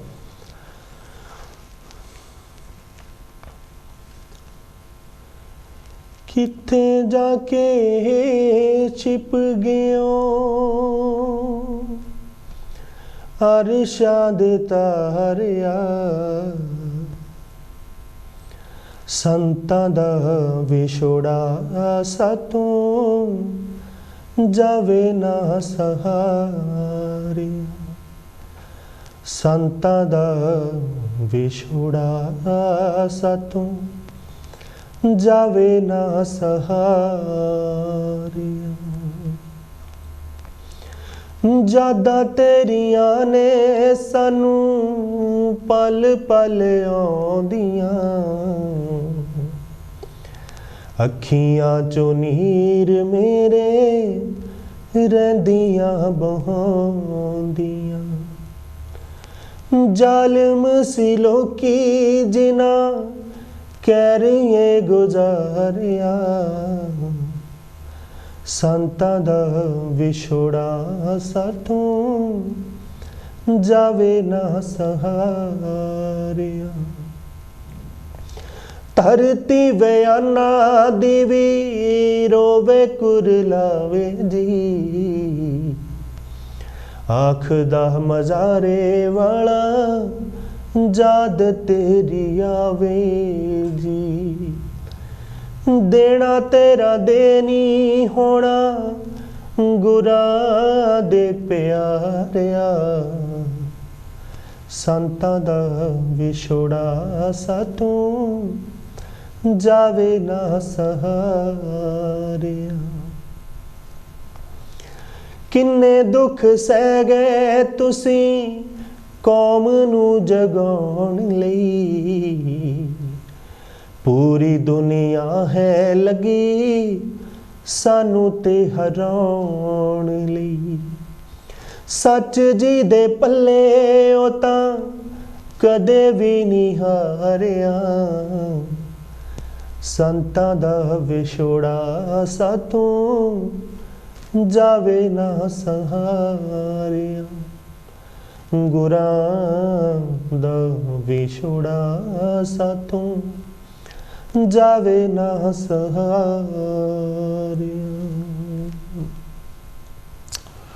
बहुत ही बढ़िया जी, बहुत बहुत ही विरागमयी जो शब्द तुसी ये कहा कि दिल दियां गहराइयां नूं छूंदा है और एक छवि संतां दी जिहड़ी है वो सामने बिल्कुल एक पावन तस्वीर उन्हां दी सामने आ जाती है। तुहाडे शब्दां दे विच भी बहुत बहुत ज़्यादा पावर है। बहुत ही बहुत धन्यवाद करते तुहाडा कि इस वेले देखो संतां जो याद किया असीं और इन्हां शब्दां दे नाल इन्हां लाइनां दे और सब तो वड्डी गल जिहड़ी तुसीं विरागमई तर्ज दे विच विख्यान कीता ना इसदा कोई जवाब नहीं। बहुत बहुत धन्यवाद है जी। चलो बाबा जी अगे बढ़ते हैं कि जिस तरह संतां महापुरुषों का तो मिशन यही हुंदा है कि किस तरह घर घर सतगुरु रविदास महाराज की महापुरुषों की बाणी नूं पहुँचाउणा और किस तरह भटके हुए लोगों नूं सीधे रास्ते ते पाउणा।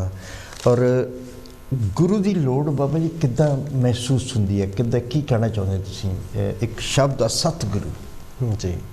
हाँ जी, इहदे बारे तुसीं कुछ चानना पाओ जी।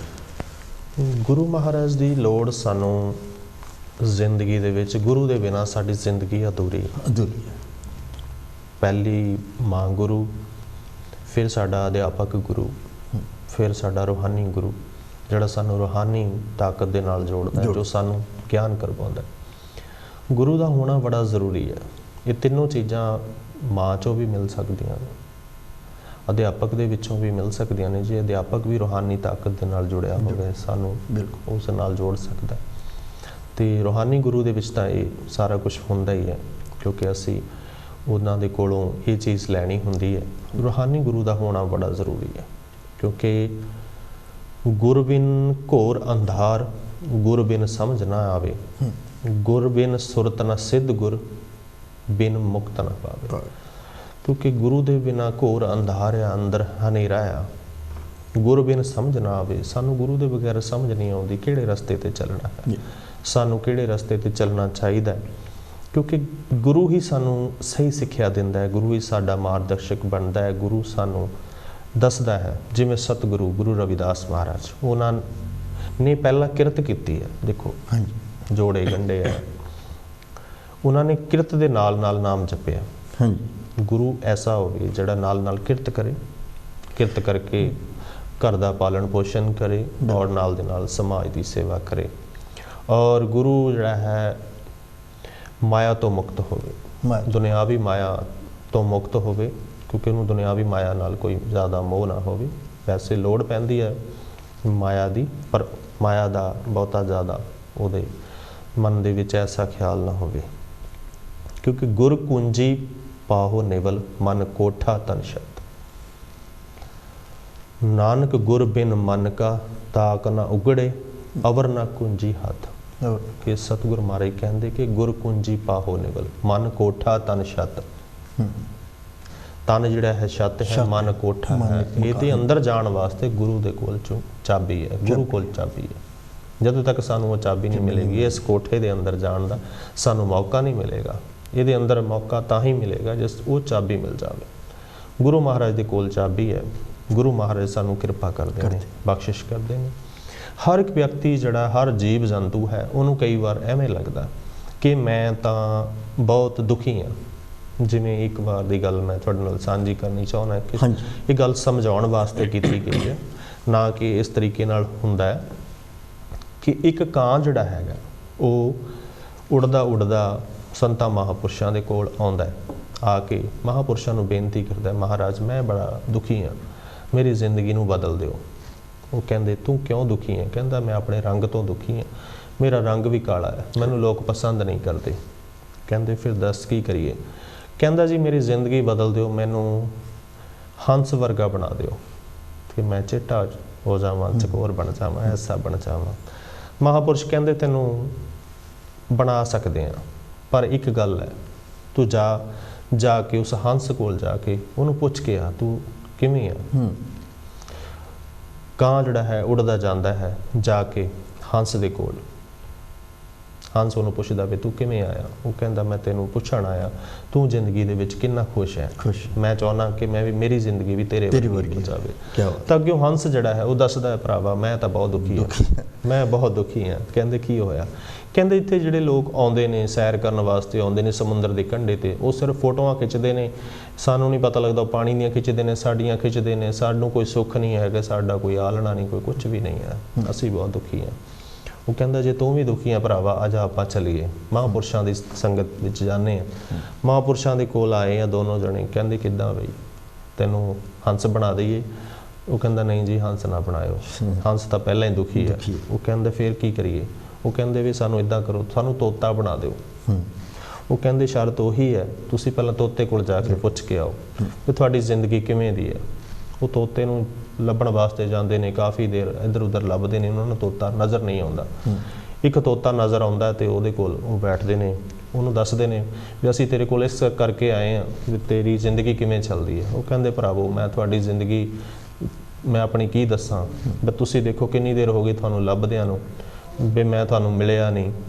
ਭਾਵ ਮੇਰਾ ਰੰਗ ਐਸਾ ਪਰਮਾਤਮਾ ਨੇ ਬਣਾਇਆ, ਮੈਂ ਪੱਤਿਆਂ ਦੇ ਵਿੱਚ ਹਰੇ ਰੰਗ ਦੇ ਵਿੱਚ ਬੈਠਾ ਰਹਿਣਾ, ਇਹ ਹਰਾ ਰੰਗ ਹੋਣ ਕਰਕੇ ਜਿਹੜਾ ਮੇਰਾ ਕਿਸੇ ਨੂੰ ਪਤਾ ਹੀ ਨਹੀਂ ਲੱਗਦਾ ਹੈਗਾ ਤੇ ਮੈਂ ਬਹੁਤ ਦੁਖੀ ਹਾਂ। ਉਹ ਕਹਿੰਦੇ ਫਿਰ ਇੱਦਾਂ ਕਰ, ਆ ਜਾ ਚੱਲੀਏ, ਤੂੰ ਵੀ ਚੱਲ ਮਹਾਂਪੁਰਸ਼ਾਂ ਦੇ ਕੋਲ। ਉਹਨੂੰ ਨਾਲ ਲਿਆ, ਉਹ ਵੀ ਮਹਾਂਪੁਰਸ਼ਾਂ ਦੇ ਕੋਲ ਪਹੁੰਚ ਗਿਆ। ਹੁਣ ਤਿੰਨੇ ਆ ਗਏ, ਹੁਣ ਤਿੰਨੋਂ ਹੀ ਪਹੁੰਚ ਗਏ ਨੇ। ਤਿੰਨੋਂ ਹੀ ਆ ਕੇ ਫਿਰ ਬਿਆਨ ਕਰਦੇ ਨੇ, ਕਹਿੰਦੇ ਵੀ ਦੱਸੋ ਤੂੰ ਵੀ ਦੁਖੀ, ਤੂੰ ਵੀ ਦੁਖੀ, ਤੂੰ ਵੀ ਦੁਖੀ? ਉਹ ਕਹਿੰਦੇ ਹਾਂਜੀ। ਕਹਿੰਦੇ ਫਿਰ ਇੱਦਾਂ ਕਰੋ, ਸਾਨੂੰ ਮੋਰ ਬਣਾ ਦਿਓ। ਉਹ ਕਹਿੰਦੇ ਸ਼ਰਤ ਉਹੀ ਹੈ, ਜਾਓ ਜਾ ਕੇ ਮੋਰ ਦੇ ਕੋਲ ਪੁੱਛ ਕੇ ਆਓ ਵੀ ਤੇਰਾ ਜੀਵਨ ਕਿੱਦਾਂ ਦਾ ਹੈ। ਉਹ ਮੋਰ ਦੇ ਕੋਲ ਜਾਂਦੇ ਨੇ। ਜਦੋਂ ਮੋਰ ਦੇ ਕੋਲ ਜਾਂਦੇ ਨੇ, ਉਹਨੂੰ ਦੱਸਦੇ ਨੇ ਵੀ ਅਸੀਂ ਇਸ ਕੰਮ ਵਾਸਤੇ ਆਏ ਹਾਂ, ਤੇਰਾ ਜੀਵਨ ਕਿੱਦਾਂ ਦਾ? ਤਾਂ ਮੋਰ ਅੱਗਿਓਂ ਦੱਸਦਾ, ਭਰਾਵੋ ਮੇਰਾ ਕੋਈ ਹਾਲ ਨਹੀਂ ਹੈ, ਪਤਾ ਨਹੀਂ ਕਿਹੜੇ ਵੇਲੇ ਸ਼ਿਕਾਰੀ ਨੇ ਮੇਰੇ ਤੀਰ ਮਾਰ ਦੇਣਾ ਤੇ ਕਦੋਂ ਮੈਨੂੰ ਕਿਸੇ ਨੇ ਫੜ ਲੈਣਾ ਤੇ ਮੇਰੇ ਖੰਭ ਜਿਹੜੇ ਆ ਉਹ ਖਿੱਚਦੇ ਨੇ, ਉਹ ਸ਼ਾਨ ਆਪਣੀ ਰੱਖਦੇ ਨੇ ਤੇ ਖੰਭ ਜਦੋਂ ਮੇਰੇ ਖਿੱਚਦੇ ਨੇ ਮੇਰੀ ਬੜੀ ਤਕਲੀਫ ਹੁੰਦੀ ਹੈ, ਮੈਨੂੰ ਬੜਾ ਦਰਦ ਹੁੰਦਾ। ਕਹਿੰਦੇ ਫਿਰ ਆ ਜਾਓ ਚਲੀਏ, ਆਪਾਂ ਮਹਾਂਪੁਰਸ਼ਾਂ ਦੇ ਕੋਲ ਜਾਂਦੇ ਹਾਂ। ਹੁਣ ਮਹਾਂਪੁਰਸ਼ਾਂ ਦੇ ਕੋਲ ਆਏ ਨੇ, ਮਹਾਂਪੁਰਸ਼ਾਂ ਨੇ ਫਿਰ ਸਾਰਿਆਂ ਨੂੰ ਸਮਝਾਇਆ ਵੀ ਜਿੱਥੇ ਜਿੱਥੇ ਵੀ ਤੁਸੀਂ ਬੈਠੇ ਹੋ, ਇਹ ਜੀਵਨ ਤੁਹਾਨੂੰ ਬਤੀਤ ਕਰਕੇ ਜਾਣਾ ਪੈਣਾ। ਇਹ ਦੁੱਖ ਤੁਹਾਨੂੰ ਲੱਗੇ ਨੇ, ਇਹ ਦੁੱਖ ਚੱਲਦੇ ਰਹਿਣੇ ਨੇ, ਪਰ ਤੁਹਾਨੂੰ ਗੁਰੂ ਦੀ ਲੋੜ ਹੈ। ਜਦੋਂ ਤੱਕ ਤੁਸੀਂ ਪੂਰਨ ਗੁਰੂ ਦੇ ਕੋਲ ਨਹੀਂ ਜਾਂਦੇ, ਜੀਵਨ ਜਿਹੜਾ ਜਿੱਦਾਂ ਦਾ ਮਿਲਿਆ ਉੱਦਾਂ ਦਾ ਹੀ ਹੈ, ਪਰ ਇਹਨੂੰ ਜੇ ਸੁਨਹਿਰੀ ਕਰਨਾ ਹੈ ਤੁਹਾਨੂੰ ਸ਼ਬਦ ਰੂਪੀ ਗੁਰੂ ਦੇ ਨਾਲ ਜੁੜਨਾ ਪੈਣਾ। ਗੁਰੂ ਜਿਹੜਾ ਤੁਹਾਡੀ ਹਰ ਮੁਸ਼ਕਲ ਦਾ ਹੱਲ ਕਰੇਗਾ, ਤੁਹਾਨੂੰ ਇਸ ਜੀਵਨ ਤੋਂ ਮੁਕਤ ਕਰ ਦੇਗਾ। ਤੁਹਾਨੂੰ ਦੁੱਖਾਂ ਤਕਲੀਫਾਂ ਦੇ ਵਿੱਚ ਦੀ ਤਾਂ ਗੁਜ਼ਰ ਕੇ ਜਾਣਾ ਹੀ ਪੈਣਾ ਹੈ, ਚਾਹੇ ਉਹ ਇਨਸਾਨ ਹੈ, ਉਹਨੂੰ ਜਿਹੜੇ ਇਹ ਦੁੱਖ ਨੇ, ਇਹ ਦੁੱਖਾਂ ਵਿੱਚ ਦੀ ਤਾਂ ਗੁਜ਼ਰ ਕੇ ਜਾਣਾ ਹੀ ਪੈਂਦਾ। ਬੇਸ਼ੱਕ ਕਾਂ ਆ, ਕਾਂ ਦਾ ਰੰਗ ਕਾਲਾ ਹੈ, ਹੰਸ ਹੈ, ਹੰਸ ਦਾ ਰੰਗ ਚਿੱਟਾ ਹੈ, ਤੋਤੇ ਦਾ ਰੰਗ ਹਰਾ ਹੈ, ਮੋਰ ਦੇ ਕੋਲ ਕਈ ਰੰਗ ਨੇ, ਉਹਦੇ ਖੰਭਾਂ ਦੇ ਵਿੱਚ ਕਈ ਰੰਗ ਨੇ। ਇਸ ਕਰਕੇ ਸਾਨੂੰ ਲੱਗਦਾ ਕਿ ਉਹ ਬੰਦਾ ਸੁਖੀ ਹੈ, ਉਹ ਸੁਖੀ ਹੈ, ਉਹ ਸੁਖੀ ਹੈ, ਉਹ ਸੁਖੀ ਹੈ। ਸੁਖੀ ਜੀਵਨ ਦੇ ਵਿੱਚ ਕੋਈ ਵੀ ਨਹੀਂ ਹੈ, ਜਿਹਨੂੰ ਮਰਜ਼ੀ ਪੁੱਛ ਲਈਏ। ਪਰ ਕਹਿੰਦੇ ਨਾਨਕ ਦੁਖੀਆ ਸਭ ਸੰਸਾਰ, ਦੁਖੀ ਨੇ ਸਾਰੇ, ਪਰ ਇਹਨਾਂ ਦੁੱਖਾਂ ਤੋਂ ਨਿਜਾਤ ਪਾਉਣ ਦੇ ਵਾਸਤੇ ਹੀ ਸਤਿਗੁਰੂ ਮਹਾਰਾਜ ਨੇ ਸ਼ਬਦ ਰੂਪੀ ਗੁਰੂ ਦੇ ਨਾਲ ਜੁੜਨਾ ਕੀਤਾ ਕਿ ਤੁਸੀਂ ਗੁਰੂ ਮਹਾਰਾਜ ਦੇ ਨਾਲ ਜੁੜਨਾ ਹੈਗਾ। ਇਹ ਦੁੱਖ ਤਾਂ ਆਮ ਦੁੱਖ ਹੈਗੇ ਨੇ, ਇਹ ਹਰ ਜੀਵਨ ਦੇ ਵਿੱਚ ਵਿੱਚ ਛੋਟੇ-ਮੋਟੇ ਦੁੱਖ ਜਿਹੜੇ ਆ ਉਹ ਲੱਗੇ ਹੀ ਰਹਿਣਗੇ। ਇਹਨਾਂ ਦੁੱਖਾਂ ਦੇ ਵਿੱਚ ਦੀ ਗੁਜ਼ਰ ਕੇ ਸਾਨੂੰ ਜਾਣਾ ਪੈਣਾ। ਇਸੇ ਤਰ੍ਹਾਂ ਸਤਿਗੁਰੂ ਮਹਾਰਾਜ ਨੇ ਆਪ ਦੁੱਖ ਚੱਲੇ ਨੇ, ਆਪ ਦੁੱਖ ਸਹਿ ਕੇ ਉਹਨਾਂ ਨੇ ਆਪਣੇ ਪਰਿਵਾਰ ਵਾਰ ਦਿੱਤੇ ਸਾਡੀ ਖਾਤਰ, ਸਰਬੰਸ ਵਾਰ ਦਿੱਤੇ। ਧੰਨ ਗੁਰੂ ਗੋਬਿੰਦ ਸਿੰਘ ਪਾਤਸ਼ਾਹ ਜੀ ਨੇ ਔਰ ਗੁਰੂ ਅਰਜਨ ਦੇਵ ਜੀ ਮਹਾਰਾਜ ਤੱਤੀਆਂ ਤਵੀਆਂ ਤੇ ਬੈਠ ਕੇ, ਸ਼੍ਰੀ ਗੁਰੂ ਤੇਗ ਬਹਾਦਰ ਮਹਾਰਾਜ ਨੇ ਚਾਂਦਨੀ ਚੌਂਕ ਦੇ ਵਿੱਚ ਜਾ ਕੇ ਆਪਣਾ ਸੀਸ ਆਪ ਕੁਰਬਾਨ ਕਰ ਦਿੱਤਾ। ਤੇ ਇਹਨਾਂ ਮਹਾਂਪੁਰਸ਼ਾਂ ਨੇ ਦੱਸਿਆ ਕਿ ਇਹ ਦੁੱਖ ਕੁਝ ਵੀ ਨਹੀਂ ਹੈਗੇ, ਤੇ ਜੇ ਦੁੱਖਾਂ ਨੂੰ ਦੇਖਿਆ ਜਾਵੇ ਉਹਨਾਂ ਦਾ ਦੁੱਖ ਬਹੁਤ ਵੱਡਾ ਸੀ, ਪਰ ਉਹ ਦੁੱਖ ਸਾਡੇ ਲਈ ਹੱਸ ਕੇ ਸਹਿ ਗਏ। ਹੁਣ ਸਤਿਗੁਰੂ ਮਹਾਂਪੁਰਸ਼ਾਂ ਨੇ ਆਪਣਾ ਜੀਵਨ ਜਿਹੜਾ ਹੈ ਉਹ ਦੁੱਖਾਂ ਦੇ ਵਿੱਚ ਦੀ ਕੱਢ ਕੇ ਲੈ ਕੇ ਗਏ ਨੇ, ਤੇ ਅੱਜ ਉਹਨਾਂ ਨੂੰ ਬੇਸ਼ੱਕ ਸਦੀਆਂ ਹੋ ਗਈਆਂ ਨੇ ਸਰੀਰਕ ਤੌਰ ਤੇ ਝੋਲਾ ਬਦਲਿਆ ਨੂੰ, ਪਰ ਅੱਜ ਅਸੀਂ ਉਹਨਾਂ ਨੂੰ ਯਾਦ ਕਰਦੇ ਹਾਂ। ਤੇ ਇਸੇ ਕਰਕੇ ਗੁਰੂ ਜਿਹੜਾ ਹੈ, ਗੁਰੂ ਦੀ ਬਹੁਤ ਵੱਡੀ ਲੋੜ ਪੈਂਦੀ ਹੈ। ਕਹਿੰਦੇ ਲੱਖ ਪੀਰ ਪੈਗੰਬਰ ਔਲੀਏ, ਲੱਖ ਕਾਜੀ ਮੁੱਲਾ ਸ਼ੇਖ, ਕਿਸੇ ਸ਼ਾਂਤ ਨਾ ਆਈ ਆ ਬਿਨ ਸਤਿਗੁਰ ਕੇ ਉਪਦੇਸ਼। ਚਾਹੇ ਲੱਖਾਂ ਪੀਰ ਪੈਗੰਬਰ ਬਲੀ ਔਲੀਏ ਕਾਜੀ ਮੁੱਲਾ ਸ਼ੇਖ ਆਏ ਨੇ, ਪਰ ਕਿਸੇ ਨੂੰ ਕਹਿੰਦੇ ਸ਼ਾਂਤ ਨਹੀਂ ਆਈ, ਕਿਸੇ ਨੂੰ ਸ਼ਾਂਤੀ ਨਹੀਂ ਮਿਲੀ ਬਿਨ ਸਤਿਗੁਰ ਕੇ ਉਪਦੇਸ਼। ਬਿਨਾਂ ਸਤਿਗੁਰ ਦੇ ਉਪਦੇਸ਼ ਦੇ ਕਿਸੇ ਨੂੰ ਵੀ ਸ਼ਾਂਤੀ ਨਹੀਂ ਮਿਲੇਗੀ। ਜੇ ਸਕੂਨ ਲੱਭਣਾ ਤੇ ਗੁਰੂ ਮਹਾਰਾਜ ਦੇ ਚਰਨਾਂ 'ਚ ਮਿਲਦਾ, ਗੁਰੂ ਮਹਾਰਾਜ ਦੇ ਗੁਰੂ ਘਰ ਦੇ ਵਿੱਚ ਮਿਲਦਾ, ਉਹਦੀ ਬਾਣੀ ਦੇ ਵਿੱਚ ਮਿਲਦਾ। ਇਹ ਸਕੂਨ ਹੈ, ਗੁਰੂ ਦਾ ਨਾਮ ਸਕੂਨ ਹੈ। ਜਿਹਨੇ ਸਮਝਿਆ ਉਹਨੂੰ ਪਤਾ ਲੱਗਦਾ ਕਿ ਸੰਤੁਸ਼ਟੀ। ਬਿਲਕੁਲ ਜੀ, ਗੁਰੂ ਦੇ ਕੋਲ ਵੀ ਜਾ ਕੇ ਜੇ ਸੰਤੁਸ਼ਟੀ ਨਹੀਂ ਆਈ ਤਾਂ ਇਹਦਾ ਮਤਲਬ ਕਿ ਤੁਹਾਡਾ ਹਜੇ ਮਨ ਜੁੜਿਆ ਨਹੀਂ। ਸਤਿਗੁਰੂ ਮਹਾਰਾਜ ਜੀ ਵੀ ਆਪਣੀ ਬਾਣੀ ਦੇ ਵਿੱਚ ਮੈਨੂੰ ਉਹਨਾਂ ਦਾ ਪ੍ਰਵਚਨ ਯਾਦ ਆ ਰਿਹਾ ਜੀ, ਜੋ ਤੁਮ ਗੋਪਾਲ ਨਹੀਂ ਗਹਿਓ ਤੋ ਤੁਮਕੋ ਸੁਖ में दुख उपजे, सुख कहाँ ते पहो, माला नाम सभी जब टैको झूठे पेख बने हो, झूठे ते सांच तब होए हो, हर की शरण जब ऐहो। जी, हरि ਦੀ ਸ਼ਰਨ ਵਿੱਚ ਜਾਣਾ ਪੈਣਾ। ਕਿ ਸਤਿਗੁਰੂ ਜੀ ਕਹਿੰਦੇ ਕਿ ਜਿਹੜੇ ਅਸੀਂ ਆਮ ਲੋਕ ਸੁੱਖ ਸੁਵਿਧਾ ਨੂੰ ਸੁੱਖ ਸਮਝਦੇ ਆ ਕਿ ਬੜੇ ਬੜੇ ਮਹਿਲ ਮਨਾਰੇ ਬਣਾ ਲਏ ਔਰ ਉਹਦੇ ਵਿੱਚ ਧਨ ਦੌਲਤ ਹੈ ਔਰ ਅੱਛਾ ਖਾਣ ਪਕਵਾਨ ਹੈ, ਇਹ ਸੁੱਖ ਨਹੀਂ ਹੈ। ਕਿਉਂਕਿ ਸਤਿਗੁਰਾਂ ਨੇ ਤੇ ਰਾਜੇ ਇੰਦਰ ਨੂੰ ਵੀ ਕਹਿ ਦਿੱਤਾ ਕਿ ਉਹਦੇ ਦਿਲ ਵਿੱਚ ਅਗਰ ਸੋਨੇ ਦੇ ਸਿੰਘਾਸਨ 'ਤੇ ਵੀ ਬੈਠਾ ਆ, ਉਹਨੂੰ ਵੀ ਸੁੱਖ, ਅਗਰ ਉਹਦੇ ਮਨ ਵਿੱਚ ਭਗਤੀ ਨਹੀਂ ਹੈ ਤੇ ਉਹਨੂੰ ਵੀ ਸੁੱਖ ਨਹੀਂ। ਸਤਿਗੁਰੂ ਮਹਾਰਾਜ ਕਹਿੰਦੇ ਨੇ ਕਿ ਪਹਿਲਾ ਮਰਨ ਕਬੂਲ ਕਰ, ਹਾਂਜੀ, ਜੀਵਨ ਕੀ ਛੜਿਆਸ, ਹੋ ਸਭਨਾ ਕੀ ਰੇਣਕਾ ਤੋ ਆਓ ਹਮਾਰੇ ਪਾਸ। ਪਹਿਲਾਂ ਮਰਨ ਕਬੂਲ ਕਰ, ਪਹਿਲਾਂ ਆਪਣੇ ਆਪ ਨੂੰ ਮਾਰਨਾ ਪੈਣਾ। ਗੁਰੂ ਕੋਲ ਜਾਣਾ ਸੌਖਾ ਨਹੀਂ ਹੈ, ਗੁਰੂ ਕੋਲ ਜਾਣਾ ਸੌਖਾ ਨਹੀਂ। ਆਪਣਾ ਆਪ ਪਹਿਲਾਂ ਗਵਾਉਣਾ ਪੈਣਾ, ਮਾਰਨਾ ਪੈਣਾ ਆਪਣੇ ਆਪ ਨੂੰ। ਇਹ ਨਹੀਂ ਹੈ ਕਿ ਆਪਣਾ ਸਰੀਰ ਨੂੰ ਮਾਰਨਾ, ਸਰੀਰ ਦੇ ਅੰਦਰ ਜਿਹੜੇ ਵਿਕਾਰਾਂ ਨੂੰ ਮਾਰਨਾ। ਹਾਂਜੀ, ਪਹਿਲਾਂ ਮਰਨ ਕਬੂਲ ਕਰ, ਜੀਵਨ ਕੀ ਛੜਿਆਸ। ਕਹਿੰਦੇ ਜੀਣ ਦੀ ਆਸ ਨਾ ਰੱਖ ਉਸ ਚੀਜ਼ ਦੀ। ਹੋ ਸਭਨਾ ਕੀ ਰੇਣਕਾ ਤੋ ਆਓ ਹਮਾਰੇ ਪਾਸ, ਤੂੰ ਸਾਰਿਆਂ ਦੇ ਚਰਨਾਂ ਦੀ ਧੂੜ ਬਣ ਕੇ, ਇੰਨਾ ਨਿਮਾਣਾ ਹੋ ਕੇ ਫਿਰ ਤੂੰ ਜੀਵਨ ਦੇ ਵਿੱਚ ਕੁਝ ਬਣ ਸਕਦਾ। ਕਿਉਂਕਿ ਸੰਤ ਸ਼ਰਨ ਜੋ ਜਨ ਭਰੇ ਸੋ ਜਨ ਉਦਰਨ ਹਾਰ, ਸੰਤ ਕੀ ਨਿੰਦਾ ਨਾਨਕਾ ਬਹੁਰ ਬਹੁਰ ਅਵਤਾਰ। ਕਿ ਇਹੋ ਜਿਹੇ ਮਹਾਂਪੁਰਸ਼ਾਂ ਦੀ ਜਿਹੜੀ ਨਿੰਦਾ ਜਿਹੜੀ ਹੈ ਕਰਦੇ ਨੇ ਲੋਕ, ਉਹ ਬਹੁਰ ਬਹੁਰ ਅਵਤਾਰ, ਬਹੁਤ ਉਹਨਾਂ ਨੂੰ ਕਈ ਜਨਮ ਲੈਣੇ ਪੈਣਗੇ, ਕਿਉਂਕਿ ਤਾਂ ਜੋ ਉਹਨਾਂ ਦੀ ਉਹ ਪਾਪ ਨਹੀਂ ਖਤਮ ਹੋਣਗੇ। ਆਪਾਂ ਇਹ ਜੀਵਨ ਮਿਲਿਆ, ਆਪਣੇ ਜੀਵਨ ਦੇ ਵਿੱਚ ਸਾਨੂੰ ਇਹ ਐਸੇ ਗੁਨਾਹ ਨਹੀਂ ਕਰਨੇ ਚਾਹੀਦੇ। ਪਰਮਾਤਮਾ ਦੇ ਨਾਲ ਜੁੜ ਕੇ ਰਹਿਣਾ ਚਾਹੀਦਾ, ਮਹਾਰਾਜ ਦੀ ਬਾਣੀ ਨਾਲ ਜੁੜ ਕੇ ਰਹਿਣਾ ਚਾਹੀਦਾ। ਫਿਰ ਸਾਨੂੰ ਕੁਝ ਮਿਲਣਾ ਹੈ, ਤੇ ਮਿਲਣ ਵਾਸਤੇ ਸਾਨੂੰ ਪਹਿਲਾਂ ਜ਼ੀਰੋ ਹੋਣਾ ਪੈਣਾ। ਆਪਣੇ ਆਪਾ ਜਿਹੜਾ ਆਪਣਾ ਆਪ ਵਾਰਨਾ ਪੈਂਦਾ। ਜ਼ੀਰੋ ਹੈ, ਜ਼ੀਰੋ ਨੂੰ, ਜ਼ੀਰੋ ਦੀ ਵੈਲਿਊ ਵੀ ਬਹੁਤ ਹੈ ਤੇ ਜ਼ੀਰੋ ਦੀ ਵੈਲਿਊ ਹੈ ਵੀ ਨਹੀਂ। ਕਿ ਮੰਨ ਲਓ 1 ਨਾਲ 0 ਲੱਗ ਜਾਵੇ ਤੇ 10 ਹੋ ਜਾਂਦੇ। ਹਾਂਜੀ, ਤੇ ਜ਼ੀਰੋ ਨੂੰ ਕੱਟ ਦਿਓ ਉਹ ਇਕੱਲਾ ਰਹਿ ਜਾਂਦਾ। ਇਸ ਕਰਕੇ ਜ਼ੀਰੋ ਹੋਣਾ ਪੈਂਦਾ ਪਹਿਲਾਂ। ਜ਼ੀਰੋ ਨੂੰ ਫਿਰ ਪਰਮਾਤਮਾ ਜਿਹੜੀ ਹੈ ਉਹ ਬਹੁਤ ਵੱਡੀ ਉਪਾਧੀ ਬਖਸ਼ਿਸ਼ ਕਰ ਦਿੰਦਾ। ਕਿਉਂਕਿ ਜਦੋਂ ਉਹ ਜ਼ੀਰੋ ਕਿਸੇ ਨਾਲ ਲੱਗਦੀ ਹੈ, ਜਿੰਨੀਆਂ ਜ਼ੀਰੋ ਕਿਸੇ ਨਾਲ ਲੱਗੀ ਜਾਂਦੀਆਂ, ਉਨੀ ਉਹਦੀ ਅਹਿਮੀਅਤ ਵੱਧਦੀ ਜਾਂਦੀ ਹੈ। ਕਿ ਇੱਦਾਂ ਜਿਸ ਤਰ੍ਹਾਂ ਇੱਕ ਜਿੱਦਾਂ ਤੁਸੀਂ ਹੁਣ ਇੱਕ ਚੀਜ਼ ਐਗਜ਼ਾਮਪਲ ਦੇ ਤੌਰ ਤੇ ਪਕਸ਼ੀਆਂ ਦਾ ਦੱਸਿਆ ਕਿ ਉਹ ਬਣਨਾ ਚਾਹੁੰਦੇ, ਇਸੇ ਤਰ੍ਹਾਂ ਸਾਰੇ ਜੀਵਨ 'ਚ ਇਹ ਲੱਗਾ ਕਿ ਉਹ ਚੰਗਾ, ਉਹ ਇਸੇ ਤਰ੍ਹਾਂ ਇੱਕ ਕਹਾਣੀ ਮੈਂ ਸੁਣੀ, ਹੁਣ ਸ਼ੇਅਰ ਕਰ ਦਿੰਦਾ ਕਿ 9 ਜਿਹੜਾ ਅੱਖਰ ਜਿਹੜਾ 9 ਆ, ਉਹ ਸੋਚਦਾ ਕਿ ਮੈਂ ਸਭ ਤੋਂ ਵੱਡਾ ਆ। ਉਹਨੇ 8 ਦੇ ਜਾ ਕੇ ਸਲੈਪ ਕਰ ਦਿੱਤਾ, ਉਹਨੂੰ ਚਪੇੜ ਮਾਰ ਦਿੱਤੀ। 8 ਨੇ ਕਿਹਾ ਵੀ ਮੈਨੂੰ ਕਿਉਂ ਮਾਰਿਆ ਤੂੰ? ਉਹ ਕਹਿੰਦਾ ਮੈਂ ਤੇਰੇ ਤੋਂ ਵੱਡਾ ਆ, ਮੈਂ ਤੈਨੂੰ ਮਾਰ ਸਕਦਾ ਆ। 8 7 ਕੋ ਜਾ ਕੇ ਉਹ ਕੰਮ ਕਰਦਾ, 7 ਜਾ ਕੇ 6 ਨੂੰ, ਇੱਦਾਂ ਚੱਲਦੇ ਚੱਲਦੇ 1 ਤੱਕ ਆ ਜਾਂਦੀ ਹੈ ਗੱਲ। ਜਦੋਂ 1 ਤੇ ਗੱਲ ਪਹੁੰਚਦੀ ਆ ਤਾਂ ਉਹ 0 ਵੱਲ ਦੇਖਦਾ ਆ। ਵੀ ਅਗਰ ਸਾਰਿਆਂ ਨੇ ਇਹ ਕੰਮ ਕੀਤਾ ਮੈਂ ਵੀ ਇਹ ਕਰ ਦਿੰਦਾ ਹਾਂ, ਮੈਨੂੰ ਰਾਈਟ ਆ, ਮੈਂ ਵੱਡਾ ਹੋਣ ਕਰਕੇ। ਲੇਕਿਨ ਉਹ ਇਹ ਕੰਮ ਨਹੀਂ ਕਰਦਾ, ਉਹ ਜਾ ਕੇ ਉਹਦੇ ਨਾਲ ਖੜਾ ਹੋ ਜਾਂਦਾ ਹੈ ਜੀ। ਔਰ ਕਿ ਇਸ ਕਹਾਣੀ ਤੋਂ ਇਹ ਜੋ ਕਿ ਦੋ ਜਦੋਂ ਮਿਲ ਗਏ, ਭਾਈਚਾਰਾ ਹੋ ਗਿਆ, ਜਦੋਂ ਪਿਆਰ ਪ੍ਰੇਮ ਹੋ ਗਿਆ ਤਾਂ ਉਹਦੀ ਵੈਲਿਊ ਕਿੰਨੀ ਵੱਧ ਗਈ, ਉਹ 10 ਹੋ ਗਿਆ, ਮਤਲਬ ਸਭ ਤੋਂ ਉੱਪਰ ਹੋ ਗਿਆ ਉਹ। ਬਿਲਕੁਲ। ਤੋ ਇਹ ਜਿਹੜਾ ਕਿਸੇ ਦੇ ਨਾਲ ਨਫ਼ਰਤ ਕਰਨ ਦੇ ਨਾਲ ਇਨਸਾਨ ਛੋਟਾ ਹੁੰਦਾ ਹੈ। ਕਿਸੇ ਨੂੰ ਛੋਟਾ ਨਾ ਸਮਝੋ, ਕਿਸੇ ਦੇ ਨਾਲ ਨਫ਼ਰਤ ਨਾ ਕਰੋ, ਕਿਉਂਕਿ ਜਦੋਂ ਤੁਸੀਂ ਨਫ਼ਰਤ ਕਰੋਗੇ ਤਾਂ ਫਿਰ ਪਰਮਾਤਮਾ ਵੀ ਜਿਹੜਾ ਹੈ ਉਹ ਖੁਸ਼ ਨਹੀਂ ਹੁੰਦਾ ਹੈਗਾ। ਕਿਉਂਕਿ ਪਰਮਾਤਮਾ ਨੂੰ ਖੁਸ਼ ਕਰਨ ਵਾਸਤੇ ਉਹਨੂੰ ਖੁਸ਼ ਤਾਂ ਹੀ ਕੀਤਾ ਜਾ ਸਕਦਾ ਜੇ ਅਸੀਂ ਲੋੜਵੰਦ ਦੀ ਮਦਦ ਕਰਾਂਗੇ, ਕਿਸੇ ਦੇ ਨਾਲ ਖੜਾਂਗੇ, ਫਿਰ ਪਰਮਾਤਮਾ ਖੁਸ਼ ਹੁੰਦਾ ਹੈ। ਸੋ ਇਸ ਕਰਕੇ ਸਾਨੂੰ ਲੋੜ ਹੈ ਇੱਕ ਦੂਸਰੇ ਦਾ ਹੱਥ ਫੜਨ ਦੀ, ਕਿਉਂਕਿ ਕਿਸੇ ਦੀਆਂ ਲੱਤਾਂ ਖਿੱਚਣ ਨਾਲੋਂ ਉਹਦੀ ਬਾਂਹ ਖਿੱਚ ਲਓ, ਜੇ ਵਧੀਆ ਉਹਨੂੰ ਆਪਣੇ ਨਾਲ ਜੋੜੋ, ਅੱਗੇ ਵਧੋ, ਫਿਰ ਗੱਲ ਬਣੇਗੀ। ਕਿਉਂਕਿ ਮੌਕਾ ਜਿਹੜਾ ਹੈ ਉਹ ਬਾਰ-ਬਾਰ ਨਹੀਂ ਮਿਲਦਾ। ਜਿੰਨੀ ਵਾਰ ਮੌਕੇ ਮਿਲੇ ਆਪਾਂ ਨੇ ਗੱਲ ਜਿਹੜੀ ਹੈ ਉਹ ਗਵਾਈ ਹੈ। ਆਪਾਂ ਗੱਲ ਬਣਾਉਣੀ ਹੈ, ਗੱਲ ਤਾਂ ਹੀ ਬਣਨੀ ਹੈ ਜੇ ਅਸੀਂ ਇੱਕ ਦੂਜੇ ਦਾ ਸਾਥ ਦੇਵਾਂਗੇ।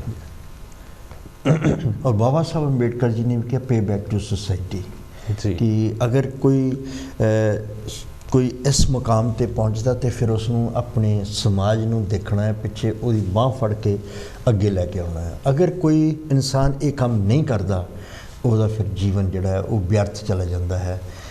ਸਤਿਗੁਰੂ ਰਵਿਦਾਸ ਮਹਾਰਾਜ ਜੀ ਵੀ ਕਹਿੰਦੇ ਕਿ ਦੀਨ ਦੁਖੀ ਕੀ ਸੇਵ में लाग रहे रविदास निस्वासर की सेवा सो प्रभु मिलन की आस। किन्नी ताकत आ ਜਿਹੜੇ ਸੇਵਾ ਕਰਨੀ ਜਿਹੜੀ ਦੀਨ ਦੁਖੀਆਂ ਦੀ।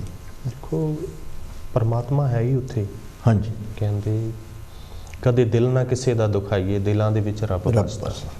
ਬਾਬਾ ਬੁੱਲ੍ਹੇ ਸ਼ਾਹ ਲਿਖਦੇ ਨੇ, ਮੰਦਰ ਢਾਹ ਦੇ, ਮਸਜਿਦ ਢਾਹ ਦੇ ਜੋ ਕੁਛ ਢਹਿੰਦਾ, ਇੱਕ ਨਾ ਢਾਵੀਂ ਦਿਲ ਬੰਦੇ ਦਾ, ਰੱਬ ਦਿਲਾਂ ਵਿੱਚ ਰਹਿੰਦਾ। ਰੱਬ ਤਾਂ ਦਿਲਾਂ ਵਿੱਚ ਰਹਿੰਦਾ।